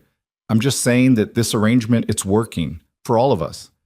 So why does it have to be temporary? Because eventually I'll get my act together. Find a job, find my own place, move on. And if you don't want to? Lena didn't have an answer for that. The truth was, she'd been happier in the last 2 weeks than she'd been in years. The chaos of the Mercer household, the constant noise and need and life of it, felt right in a way her quiet, sterile marriage never had. But that didn't mean she belonged here. I should let you work, she said, backing out of the study. Lena, she paused. Just think about it. That's all I'm asking. Think about staying, not as a guest, as part of this family. She nodded, not trusting herself to speak, and fled to her room. That night she lay in bed, staring at the ceiling, listening to the sounds of the house settling around her. Sophie's white noise machine humming through the wall. Footsteps in the hallway, probably Ben getting water. The distant sound of Ethan's voice, talking on the phone, even at 11 at night. She thought about Marcus, about the years she'd spent trying to be the perfect wife. Quiet, accommodating, never demanding too much. And he'd still thrown her away like she was disposable. She thought about this house, these kids, this man who kept insisting she was helping when really they were the ones saving her. She thought about what it might mean to stay, not temporarily, not as a favor or an arrangement, but actually stay. Build something real here in the wreckage of her old life. The idea terrified her, but it also felt like the first real choice she'd made in a decade. Not something she was falling into or being pushed into. Something she could choose for herself. She was still thinking about it when she finally fell asleep, Sophie's words echoing in her head. You're part of the family now. Maybe she was. Maybe she wanted to be. The decision to stay wasn't dramatic. There was no moment of revelation, no grand gesture. It happened gradually, in small increments, until one day Lena realized she'd stopped thinking of the guest room as temporary and started thinking of it as hers. It started with the divorce papers. She signed them 3 weeks after the meeting with Marcus's lawyer, sitting at the kitchen table while the kids were at school and Ethan was locked in his study on back-to-back conference calls. Her hand shook as she wrote her name on the signature line, but when it was done, she felt lighter, like she'd cut away dead weight. She mailed them that afternoon and didn't tell anyone. It felt private, final, the end of one chapter that she didn't need witnessed. The next shift came when she stopped applying for jobs. Not consciously at first, she'd just skip a day here and there, tell herself she'd get to it tomorrow. Then a week would pass. Then 2. The truth was she'd fallen into a rhythm at the Mercer house that felt more purposeful than any administrative assistant position ever had. Mornings were controlled chaos, making sure everyone ate breakfast, finding lost homework, mediating arguments about whose turn it was to sit in the front seat. School drop-off, then the quiet hours when the house was hers. She'd started deep cleaning in a way Mrs. Chen appreciated but never said aloud, just a nod of approval when she found the baseboard scrubbed or the kids' bathroom actually organized. Afternoons meant pickups, homework battles, snack negotiations. Charlie had stopped throwing his pencils, mostly. Ben's panic attacks had decreased in frequency, though they still happened when tests loomed or soccer games went badly. Sophie had nightmares less often, though she still ended up in Lena's bed at least twice a week, small and warm and trusting in a way that made Lena's chest ache. Evenings were dinner, sometimes takeout, sometimes meals Lena actually cooked from recipes she found online. She'd never been much of a cook during her marriage, but the kids were enthusiastic taste testers and didn't care if things came out slightly wrong. Bedtime routines, story time for Sophie, reminders to actually brush teeth for the boys. Then the house would quiet, and Lena would find herself in the living room with Ethan, both of them too tired to talk much but comfortable in the silence. It was domestic in a way her marriage never had been. Marcus had wanted a showpiece life, the right apartment, the right furniture, the right image. The Mercer house was lived in and chaotic and real.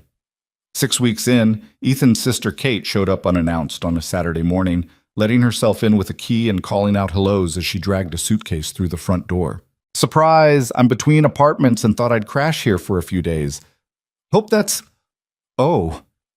She stopped when she saw Lena coming down the stairs in pajama pants and one of Sophie's oversized t-shirts with a sparkly unicorn on it. "Hi," Lena said awkwardly. I'm Asharan." The mysterious house guest Ethan mentioned exactly once and then refused to discuss. Kate was in her late 20s, tall like her brother, with the same sharp features but softened by a wide, easy smile. "Nice to meet you. Those are definitely Sophie's pajamas." She insisted I needed unicorn pajamas, said it was non-negotiable. "That sounds like Sophie." Kate dropped her suitcase and extended a hand. "I'm Kate, the annoying younger sister. Ethan probably told you I'm irresponsible and flaky. He said you visit when you can." "Diplomatic. I like you already." Kate looked around the house, taking in details. "Wow, this place is actually clean, like really clean. Did you hire a second housekeeper, Ethan?" Ethan had appeared from the kitchen, coffee mug in hand. "Lena's been helping out." "Helping out? Is that what we're calling it?" Kate's expression was amused, curious. "How long has she been helping out?" 6 weeks, Lena said. 6 weeks of living here, and my brother didn't think to mention it when we talked last week. Interesting." "It's not interesting," Ethan said. "It's just an arrangement that's working out." "Uh-huh." Kate was still looking at Lena, assessment in her eyes. "So, mysterious Lena, what's your story?" Over coffee at the kitchen table, while Ethan got the kids ready for Ben's soccer game, Lena gave Kate the abbreviated version. The divorce, the bus shelter, the kids finding her, the temporary arrangement that had stopped being temporary. Kate listened without interrupting, her expression shifting from curious to sympathetic to something Lena couldn't quite read. "So you're basically Mary Poppins," Kate said finally. That's not what this is. You literally showed up out of nowhere and started fixing everyone's problems. That's peak Mary Poppins energy." "I'm not fixing anything. I'm just helping." "Same thing." Kate refilled both their coffee mugs. "Look, I'm going to be honest with you because that's kind of my thing. My brother is terrible at asking for help, like pathologically bad at it. The fact that he not only accepted your help but actively wants you to stay, that's huge. I've been trying to get him to hire a live-in nanny for 2 years. He always says he can handle it." "He can handle it." "No, he really can't. He's drowning, Lena. Has been since Emma died. He just refuses to admit it because admitting weakness isn't in his DNA." Kate leaned back in her chair. "Those kids need stability. They need someone who's actually present, not just passing through between business trips. If you're providing that, even temporarily, then you're doing something important. It's not temporary anymore. I mean, it started that way, but now you're part of the family." "Yeah, I can see that. The house feels different, lighter, maybe, less like a mausoleum." "It wasn't a mausoleum." "It kind of was. Everyone doing their own thing in separate corners, no real connection. Don't get me wrong, Ethan loves those kids fiercely, but love and actual daily presence are different things. He's been running on guilt and adrenaline for 3 years. Lena thought about the stress line on Ethan's forehead, the way he worked until midnight most nights, the exhaustion that seemed bone deep. "I'm not Emma," she said quietly. "I'm not trying to replace her. No one's asking you to. Emma was Emma, irreplaceable, gone, mourned. But that doesn't mean this family stopped needing what she provided. Structure, warmth, someone who actually knows what the hell they're doing with kids. You're filling that gap. That's not replacement, that's survival." Before Lena could respond, Sophie came barreling into the kitchen, already wearing her soccer spectator outfit, jeans, a puffy jacket, and a homemade sign that said, "Go Ben," in crooked letters. "Aunt Kate, you're here!" She launched herself at Kate, who caught her with practiced ease. "Hey, Munchkin, I like the sign. Very professional." Lena helped me make it. She said we needed glitter. Glitter is always the right choice. The soccer game was cold and muddy and went into overtime. Ben scored the winning goal in the last 30 seconds, and the entire family, plus Kate, went crazy in the bleachers. Lena found herself screaming and hugging strangers and feeling a rush of pride that made no logical sense. He wasn't her kid. This wasn't her family. Except it was starting to feel like it was. That night, after the kids were asleep and Kate had claimed the guest room, displacing Lena to the couch, Ethan found her scrolling through her phone in the dark living room. "You don't have to sleep on the couch. We can set up the office with an air mattress." "The couch is fine." Lena: "Really? It's fine. Kate needs the guest room. I can handle a few nights on the couch."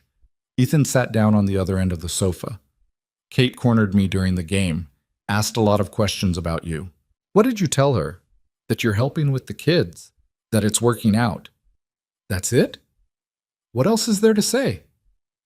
Lena looked at him in the darkness, trying to read his expression. "I don't know, maybe that this whole situation is kind of unusual? That you're letting a complete stranger live in your house?" "You're not a stranger anymore." 6 weeks ago I was.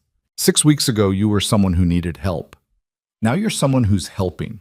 The circumstances are unusual, sure, but the outcome is good. The kids are happier. I'm less stressed. You have a safe place while you figure things out. Everyone wins. Do I, though? Figure things out? What do you mean? Lena set down her phone. I stopped applying for jobs. I haven't looked at apartment listings in 3 weeks. I'm just existing here, in this bubble.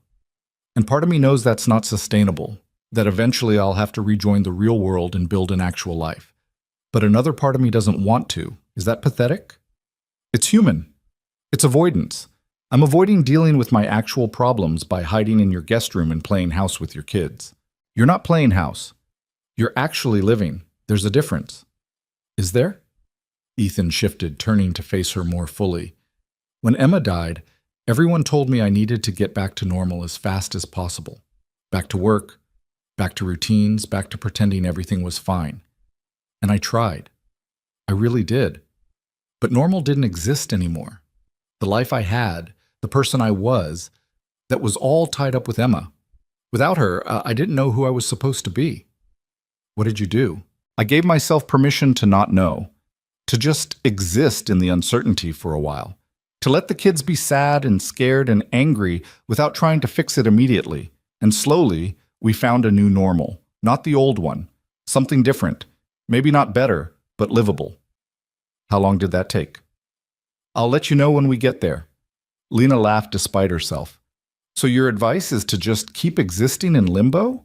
My advice is to stop beating yourself up for not having everything figured out 6 weeks after your life imploded. Give yourself time.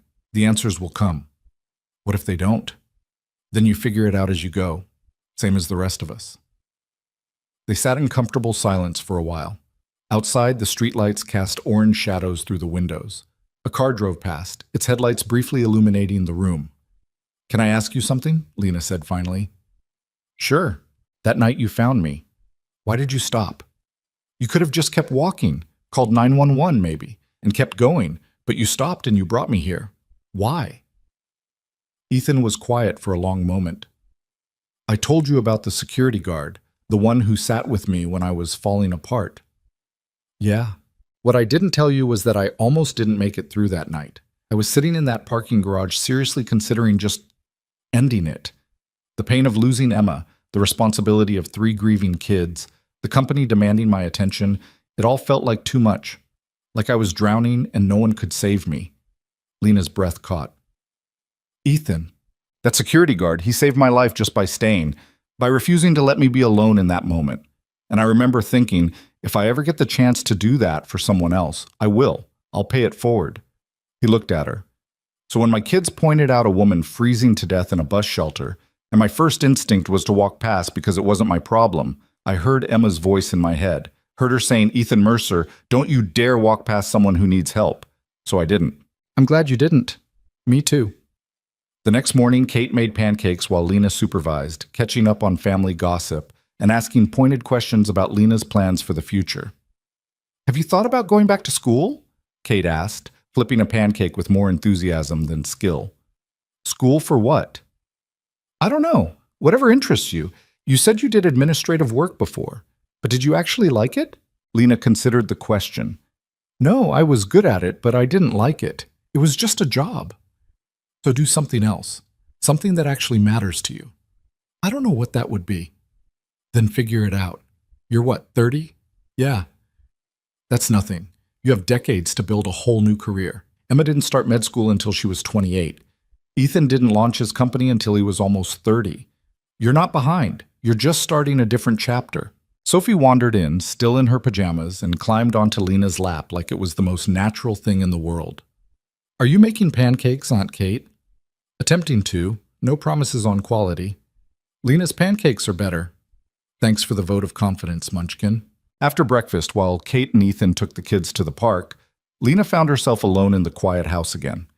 She opened her laptop and, instead of job listings, started researching degree programs. Education, maybe. Social work. Something that involved helping people, using the skills she'd discovered she had over the past 6 weeks. She was deep in an article about child development programs when her phone rang. Unknown number. She almost didn't answer, but something made her pick up. "Lena Hart? Yes?" "This is Rebecca Tan from Community Legal Services. You applied for free legal assistance regarding your divorce. I'm calling to let you know we've reviewed your case and we can take you on." Lena's heart jumped. "Really?" "Yes. Your situation qualifies for our services. Can you come in this week to discuss your options?" They scheduled an appointment for Thursday. When Lena hung up, she sat staring at her phone, feeling something shift inside her. This was it. Actual help. A real lawyer who could fight for her instead of just accepting whatever Marcus's team dictated. She called Sarah immediately. "I got a lawyer, a real one, for free." "Lena, that's amazing." "I know. I don't even know what they can do at this point, but at least I'll have someone in my corner." "You should celebrate. Come out with me and Brian tonight. We're meeting some friends for drinks." Lena hesitated. She hadn't been out socially in weeks. Hadn't really wanted to, but maybe Kate was right. Maybe it was time to start engaging with the world again. "Okay, yeah, I'll come." That evening, she borrowed a dress from Kate, who was apparently exactly her size, and met Sarah at a bar downtown. It was loud and crowded and full of people her age doing normal young professional things. She felt out of place immediately. Sarah's boyfriend Brian was nice enough, and his friends were friendly, but Lena found herself struggling to engage.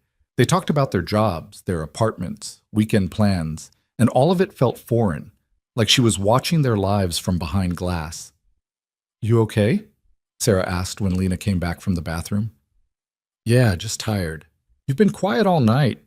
Sorry, I'm not great company right now. You want to leave? We can leave." But Lena stayed, forcing herself to smile and nod and participate in conversations that felt increasingly hollow. By the time she got home, when had she started thinking of the Mercer house as home? It was past 11, and she was exhausted in a way that had nothing to do with physical tiredness. Ethan was still up, working at the kitchen table with his laptop and a half-empty glass of whiskey. "How was girls' night?" he asked without looking up. "Fine. Weird. I don't know." He glanced at her then, really looked, and closed his laptop. "Want to talk about it?" Lena poured herself water and sat down across from him. "I didn't fit. With Sarah and her friends. They were all talking about their lives, and I just didn't have anything to contribute. No job, no apartment, no plans. I felt like a ghost." "You're rebuilding. That takes time." "Yeah, but when? It's been almost 2 months. Shouldn't I have some kind of direction by now?" "Says who? Some imaginary rule book about how fast you're supposed to recover from trauma?" "I don't know. Maybe." Ethan took a sip of his whiskey. "You want to know what I did for the first 6 months after Emma died? I went to work, came home, stared at the walls, and repeated. The kids had to remind me to eat. Kate practically moved in because she was worried I'd forget to feed them. I was a zombie. Functional, but not really alive." "How did you snap out of it?" "I didn't snap. It was gradual. One day I realized I'd laughed at something Charlie said. Then a few weeks later, I actually tasted my food instead of just mechanically chewing. Small moments of being present instead of just surviving. It took almost a year before I felt like myself again. And even then, it was a different version of myself. I don't know who I am anymore, Lena admitted. I spent 10 years being Marcus's wife. Before that, I was whoever I thought I was supposed to be. I've never just been me. So maybe that's what this time is for. Figuring out who you are when you're not performing for someone else. That's terrifying. Yeah, but also kind of exciting, isn't it? Lena considered that. The idea of building a self from scratch, without reference to anyone else's expectations or desires. It was terrifying. But Ethan was right. There was something exciting about it too. Thursday came and she met with Rebecca Tan, the legal aid lawyer. Rebecca was in her 40s, practical and direct, and she listened to Lena's story without judgment. The prenup is enforceable, she said finally. I won't lie to you about that, but there are a few things we can push back on. The timeline, for one. He gave you essentially zero notice before evicting you. That's not legal, prenup or not. We can make that uncomfortable for him. I don't want to make it uncomfortable. I just want it over. I understand, but you also deserve to walk away with something. You contributed 8 years to that relationship. You should get more than just your personal belongings. They spent an hour strategizing. Rebecca was confident they could negotiate a better settlement. Not much, but enough to give Lena a cushion to start over. Enough to matter. One more thing, Rebecca said as Lena was leaving. Your husband and his lawyer, they're banking on you being too overwhelmed or too broke to fight. They think you'll just sign and disappear. The fact that you're here, that you got representation, that changes the dynamic. Don't underestimate how powerful that is. Lena left the office feeling lighter than she had in months. She had a lawyer. She had options. She wasn't completely powerless. When she got back to the house, she found chaos. Ben was in the middle of a full panic attack, hyperventilating on the living room floor, while Ethan tried to talk him down. Charlie and Sophie were watching from the stairs, scared. What happened? Lena asked, dropping her bag. Science test tomorrow, Ethan said shortly. He's convinced he's going to fail. Lena knelt beside Ben, who was gasping for air, his face red and tear-streaked. Ben, look at me. Can you look at me? He shook his head, eyes squeezed shut. Okay, you don't have to look, but I need you to listen to my voice. Can you do that? A tiny nod. Good. Now I'm going to count, and I want you to breathe with me. In for 4 counts, hold for 4, out for 4. Ready? In, 2, 3, 4. Hold, 2, 3, 4. Out, 2, 3, 4. She repeated the pattern, keeping her voice steady and calm. Ethan joined in, his deeper voice providing a foundation. Slowly, gradually, Ben's breathing started to regulate. 10 minutes later, he was calm enough to talk. I can't remember anything, he said, voice hoarse. I studied all week, but now it's all just gone. My brain is empty. Your brain isn't empty, Lena said. It's overwhelmed. There's a difference. What's the test on? Cellular biology, mitochondria, ribosomes, all that stuff. Okay, what does the mitochondria do? It's the powerhouse of the cell. Ben answered automatically, then looked surprised. I knew that. Because you studied. The information is there. Your anxiety is just making it hard to access. So let's practice accessing it. Tell me about ribosomes. They went through the material piece by piece, Lena asking questions, Ben discovering he actually did know the answers. His confidence slowly rebuilt. By the time they were done, he was breathing normally, the panic attack fully passed. Thanks, he said quietly. I thought I was going to die. You weren't going to die. Panic attacks feel like dying, but they're not dangerous, just scary. It happens a lot. I know, your dad told me. Do you think I'm weak? What? No, why would I think that? Because I freak out over stupid stuff like tests. Normal kids don't do that. Lena sat beside him on the floor. First of all, panic attacks aren't about being weak. They're about having an overactive threat response system. Your brain thinks a test is a saber-toothed tiger and reacts accordingly. Second, lots of kids have anxiety. You're not alone. And third, the fact that you keep trying even when you're scared, that's the opposite of weak. Really? Really? Brave isn't not being scared. Brave is being scared and doing it anyway. You're braver than you think. Ben leaned against her shoulder, and she put an arm around him. Across the room, Ethan was watching them with an expression she couldn't quite read. That night, after everyone was in bed, he found her in the kitchen making tea. That thing you did with Ben tonight, the breathing exercise, where'd you learn that? Internet mostly. I used to get panic attacks in college, learned some coping mechanisms. You never mentioned that. It didn't seem relevant. It's relevant if it helps you understand what he's going through.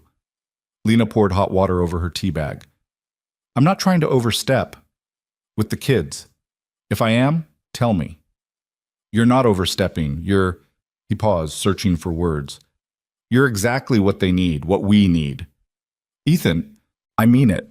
Emma used to handle all of this, the panic attacks, the homework struggles, the emotional stuff. I was always the secondary parent, the fun weekend dad who swooped in for soccer games and movie nights. She was the foundation, and when she died, I had to become both, and I'm not good at it. I can't read them the way she could, can't anticipate what they need before they melt down. But you can. I'm just paying attention. It's more than that. You have instincts with them, natural instincts, and they trust you. That's not something you can fake. Lena didn't know what to say to that. She sipped her tea, feeling the weight of his words. Rebecca thinks she can get me a better settlement, she said, changing the subject. From Marcus? Not a lot, but something. That's good. Yeah, it means I'll have actual money. Enough to maybe, I don't know, do something, figure out next steps. Like what? I've been looking at degree programs, education, maybe, or counseling. Something with kids. Ethan's face lit up. Lena, that's perfect for you. It's expensive and time-consuming.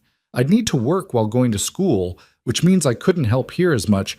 We'd figure it out. If that's what you want to do, we'd make it work. You say that now, but I mean it. You pursuing your actual dreams isn't an imposition. It's what should happen. Dreams. Lena turned the word over in her mind. She'd stopped thinking in terms of dreams years ago. Somewhere in her marriage, she'd reduced her aspirations to just getting through each day without conflict. But maybe it was time to dream again. I'll think about it, she said. Good. They stood in the kitchen, drinking tea in comfortable silence, and Lena realized this was what she'd been missing her entire adult life. This ease. This sense of partnership without pressure. This feeling of being seen and valued for who she actually was, not who she was supposed to be. Marcus had never asked her about her dreams. Ethan asked all the time. 3 months after the night in the bus shelter, Lena's divorce was finalized on a Tuesday morning in a courthouse that smelled like floor wax and old coffee. Rebecca had negotiated a settlement that gave her $12,000. Not life-changing money, but enough to breathe. Enough to start. Marcus didn't show up. His lawyer handled everything, sliding papers across a table for signatures that felt like they should mean more than they did. When it was done, Lena walked out into spring sunshine feeling nothing. No relief, no sadness. Just a quiet sense of closure, like finishing a book she'd lost interest in halfway through. She called Ethan from the courthouse steps. It's done, she said when he answered. How do you feel? Empty. Is that weird? No, it's honest. I thought I'd feel something. Free, maybe, or angry, but I just feel blank. Give it time. The feelings will catch up. She sat on the steps watching people flow past, lawyers in suits, families there for custody hearings, a woman crying while a man tried to comfort her. All these lives in transition, all these endings and beginnings happening in the same building. Lena? Ethan's voice pulled her back. You still there? Yeah, sorry, just thinking. About what? About how I sat in that bus shelter, convinced my life was over. And now I'm sitting here realizing it's actually just starting. She could hear his smile through the phone. See? Progress. That evening, the kids insisted on celebrating. Sophie made a card that said, "Congrats on your divorce," in crayon with flowers around the edges. Charlie baked cookies that were slightly burned but edible. Ben had researched divorce statistics and presented her with a graph showing that divorced people were statistically happier 5 years post-divorce than they'd been in their marriages. That's supposed to be encouraging, he explained when she laughed. It is, in a very Ben way. They ate the burned cookies and watched a movie, And somewhere in the middle of it, Sophie fell asleep with her head on Lena's lap and Charlie leaning against her shoulder. Ben sat on the floor at her feet, and Ethan was in the armchair, and it hit Lena that this was her family now. Not by blood or marriage or any legal document, just by choice, by showing up every day and being present.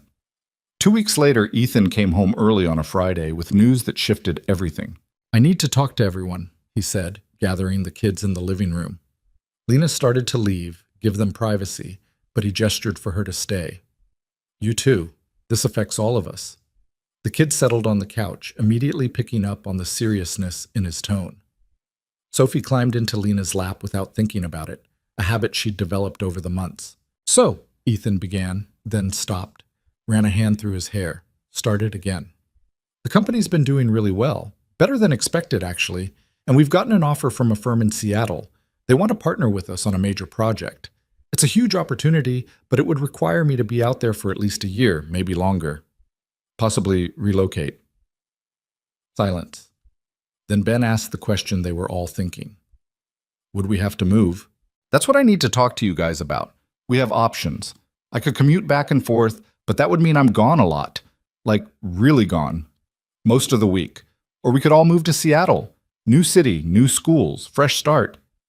"I don't want to move," Charlie said immediately. "All my friends are here." "I like our house," Sophie added, burrowing deeper into Lena's arms. "What about you, Ben?" Ethan asked. Ben was quiet, thinking. "Would the Seattle schools have better science programs?" "Probably. The one I've been looking at has an advanced STEM track. Then maybe it wouldn't be terrible." "This is a family decision," Ethan said. "We all have to be okay with whatever we choose. No one gets left behind." Charlie crossed his arms. "What if we vote and it's not unanimous? Then we keep talking until we find something everyone can live with. That could take forever. So we take forever." Lena felt Sophie's breathing against her chest, felt the weight of this moment. This family making a decision together, everyone's voice mattering equally. It was so different from her marriage, where Marcus had made pronouncements and she'd adjusted accordingly. "Can I say something?" Lena asked quietly. 4 pairs of eyes turned to her. "I think you need to consider what's best for the company. For your career, Ethan, this sounds like a big opportunity. It is, but it's not worth it if it destroys my family in the process." "It won't destroy anything. You're all strong enough to handle change." "What about you?" Sophie asked, twisting to look up at Lena. "Would you come with us?" The question hung in the air. Lena looked at Ethan, saw something flash across his face. Hope, maybe, or fear. "I don't know if that's—" she started. "Why wouldn't you come?" Charlie interrupted. "You live here. You're part of this. I'm helping out. That's different from—" "Your family," Sophie said with the absolute certainty of a 6-year-old. "Family goes together." Ben was watching her with that analytical stare. "Do you want to come, if we asked you to?" Did she? The question was bigger than it seemed. Saying yes meant admitting this wasn't temporary. Meant choosing this family, this life, this future. It meant stepping fully into something that still scared her because it mattered so much. "I'd have to think about it," she said carefully. "That's not a no," Ben observed. "No, it's not a no." That night, after the kids were in bed, Lena found Ethan on the back porch. The yard was dark except for the soft glow of landscape lighting, and the air smelled like spring, wet earth, and growing things. "Sorry if the kids put you on the spot," he said when she sat beside him. "They don't really understand boundaries. They understand that I care about them. And they care about me. That's not crossing boundaries. That's just being honest. Still, the Seattle thing, that's a lot to ask." "You didn't ask. Sophie did." "Semantics." Lena drew her knees up, wrapping her arms around them. "Can I ask you something?" "Always." "What do you want? Not what's best for the company or the kids or anyone else. What do you actually want?" Ethan was quiet for a long time. A dog barked somewhere in the distance. Wind rustled through the trees. "I want to take the job," he said finally. "It's the kind of challenge I've been looking for, the next level. But I also want my kids to be happy. And I want—" He stopped. "Want what?" "I want you to come with us." The words settled between them, honest and vulnerable. "Why?" Lena asked. Because you're part of this family now. Because the kids need you. He paused, then pushed forward. Because I need you too. Not just for the help with the kids, though that's huge, but because you make everything better, easier, more manageable. And also because somewhere in the last few months, you became someone I can't imagine my life without. Lena's heart was pounding. Ethan, I'm not asking you to be anything you're not ready to be. I'm not proposing or declaring undying love or anything dramatic. I'm just being honest. You matter to me, to all of us. And if we're going to uproot everything and start over in a new city, I'd really like you to be part of that. That's a lot of responsibility. I know. What if I screw it up? Then we figure it out together, same as everything else. Lena looked at him, really looked, saw the exhaustion that never fully left his eyes, the stress line that had gotten deeper over the months, the silver starting to thread through his hair at the temples. He was 32 and looked 40, worn down by responsibility and grief and relentless forward motion. But he was also kind, patient, honest, the kind of man who'd rescued a stranger from a bus shelter because his kids asked him to, the kind of father who'd put his career on hold for 3 years to make sure his children were okay. I'd need to enroll in school, she said. If I came, I've been looking at programs and I found one in Seattle, actually, early childhood education. It's a 2-year program. We'd make it work. I'd need my own space, not forever, but initially, some independence. The house I've been looking at has a separate apartment over the garage. It was built for a live-in caregiver. It could be yours. You've been looking at houses? I've been researching, just in case. You're very thorough. I like to plan ahead. Lena smiled despite herself. Okay. Okay, what? Okay, I'll come. To Seattle. With all of you. But I'm enrolling in that program. And I'm taking the apartment. And you're going to let me pay rent once I get a part-time job. You don't need to pay rent. Yes, I do. I need to contribute. I need to not be charity. You've never been charity. Then let me do this. Let me be an actual adult partner in whatever this is we're building. Ethan held out his hand. Deal. They shook on it, formal and ridiculous and perfect. The next 6 weeks were chaos. Telling the kids they were moving, Sophie cried for an hour, then got excited about picking out a new bedroom. Packing up the house, sorting through 3 years of accumulated stuff. Lena working with Rebecca to close out the last pieces of her divorce. Ethan flying to Seattle twice for meetings and house hunting. Kate showed up to help pack and spent most of the time interrogating Lena. So you're really doing this, moving across the country with my brother and his kids, apparently. And you're not dating him. We're not dating. But you want to. Kate, it's obvious to everyone except maybe the two of you. You look at each other like you're trying to solve a puzzle. It's complicated. It's only complicated if you make it complicated. You like him. He likes you. You're both adults. Do something about it. He's my employer. Kind of. And I'm living in his house. The power dynamics are all wrong. The power dynamics are fine. You're not some helpless damsel. You're a grown woman making choices.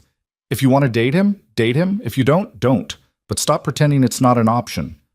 Lena threw a wadded up piece of packing paper at her. You're annoying. I'm helpful. There's a difference. The truth was, Lena had been thinking about it. About Ethan. About what it might be like to move from this careful friendship into something more. But every time she got close to the idea, she panicked. Marcus had burned her badly. The idea of trusting someone again, of making herself vulnerable, felt impossible. 2 weeks before the move, Ben had another panic attack. This one was worse than usual, triggered by the enormity of change coming. Lena found him hyperventilating in his room, surrounded by half-packed boxes. Can't breathe, he gasped. Can't. Yes, you can. You're breathing right now. It just doesn't feel like enough. That's the anxiety lying to you. She talked him through it, the breathing exercises they'd practiced a dozen times. When he'd calmed down enough to talk, he was shaking. What if I can't do this?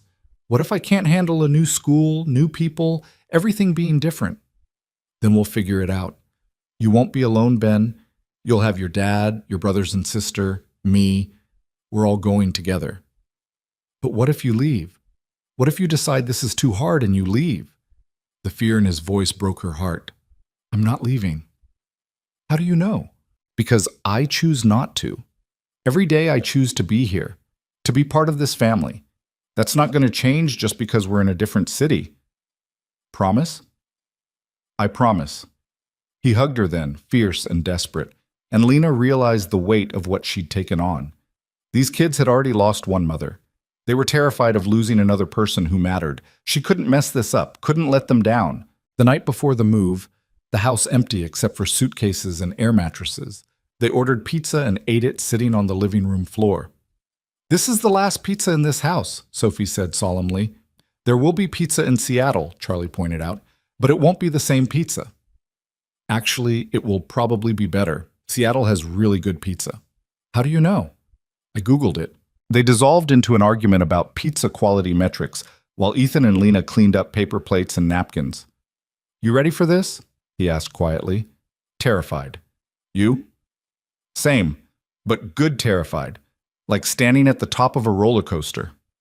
"I hate roller coasters." "Then it's a good thing this is a metaphor." She laughed, and he smiled at her in a way that made her stomach flip. "Ethan, I know we're not there yet, but we will be, eventually, when you're ready. You're very confident about that." "I'm confident about you, about us, about what we're building. The rest is just timing." Seattle was rain and mountains and a house that was somehow bigger than the one they'd left. The apartment over the garage was perfect. One bedroom, a small kitchen, enough space to be private but close enough to be available. Lena moved in her meager possessions and felt, for the first time in her adult life, like she was building something that was entirely hers. School started for the kids in late August. Ben's new school did have a better science program, and within 2 weeks he'd made friends with a group of nerdy kids who built robots. Charlie joined a soccer league and discovered he was actually good at it when he wasn't angry at the world. Sophie made friends with every single person she met and declared Seattle the best city in the whole wide world. Lena enrolled in her program and discovered she was good at school in a way she'd never been when she was younger.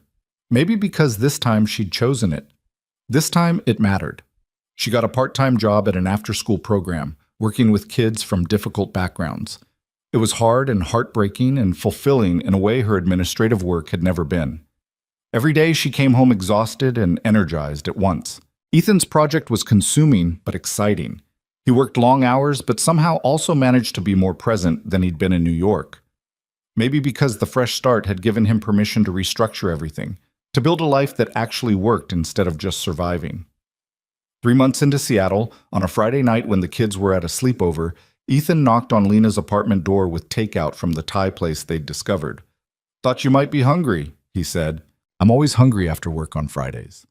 "I know." They ate on her small couch, talking about their weeks.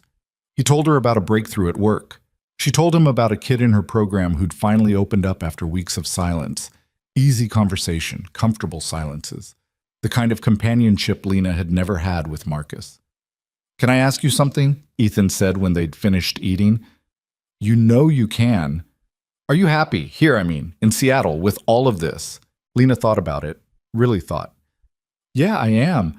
I'm exhausted and overwhelmed, and sometimes I have no idea what I'm doing. But I'm happy, actually happy, not just going through the motions."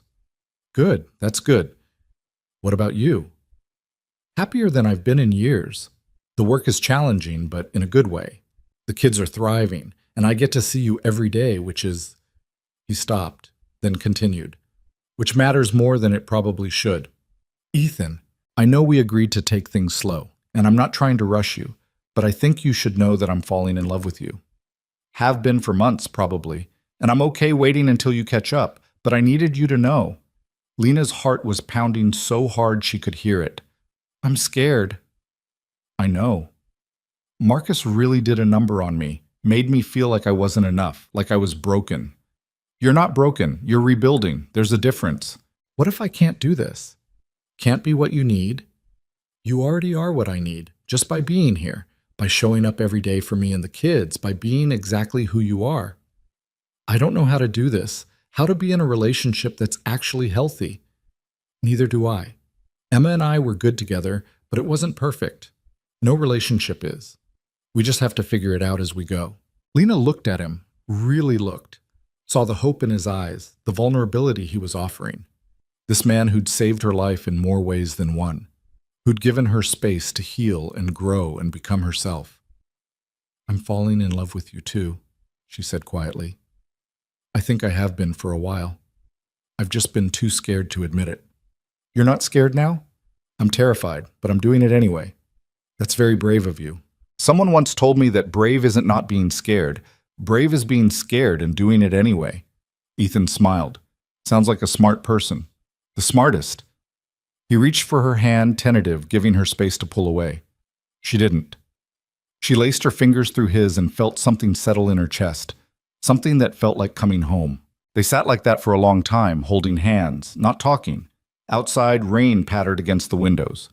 Inside, everything felt warm and right and possible. "So what happens now?" Lena asked finally. "Now we take it one day at a time. We figure it out together. We probably mess up occasionally. But we keep showing up, keep choosing each other, keep building this thing we've started." "That simple?" "That simple. That complicated. Both at once." Lena leaned her head on his shoulder, felt his arm come around her. Safe. Chosen. Home. 6 months later, on a Saturday morning in March, exactly 1 year after the night in the bus shelter, Lena woke up in Ethan's bed. A development that had happened gradually, naturally, inevitably. She could hear the kids downstairs, the usual weekend chaos of cartoons and arguments and laughter. Ethan was still asleep beside her, his face relaxed in a way it never was when he was awake. She watched him for a moment, marveling at the strange path that had led her here. From the worst night of her life to this, to a family she'd chosen and who'd chosen her back. Her phone buzzed. A text from Sarah. "1 year divorce anniversary. How are you celebrating?" Lena smiled and typed back. "Pancakes with my family.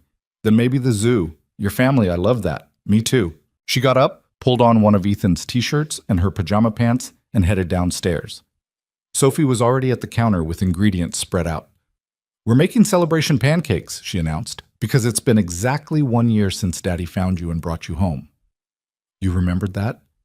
"Of course I remembered. It's important." Ben wandered in, still in his pajamas. "Sophie's been planning this for weeks. She made a spreadsheet. I wanted to make sure everything was perfect." "Nothing's ever perfect, Soph," Charlie said, but he was smiling. "Perfect enough, then." They made pancakes together, the kitchen filling with the smell of butter and sugar and home. Ethan appeared eventually, drawn by the noise, and kissed Lena's temple as he passed, casual affection that still made her heart skip. After breakfast, they did go to the zoo. All of them, plus Kate, who'd flown in for the weekend specifically for this anniversary. They walked through the exhibits, the kids running ahead and then circling back, a perpetual orbit of energy and questions.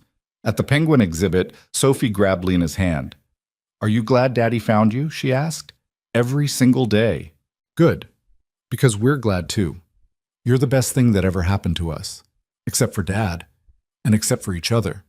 But after that, you're the best." "I'll take it." That evening, after the kids were in bed, Lena and Ethan sat on the back porch of their Seattle house, wrapped in blankets against the spring chill. "A year ago tonight, I thought my life was over," Lena said.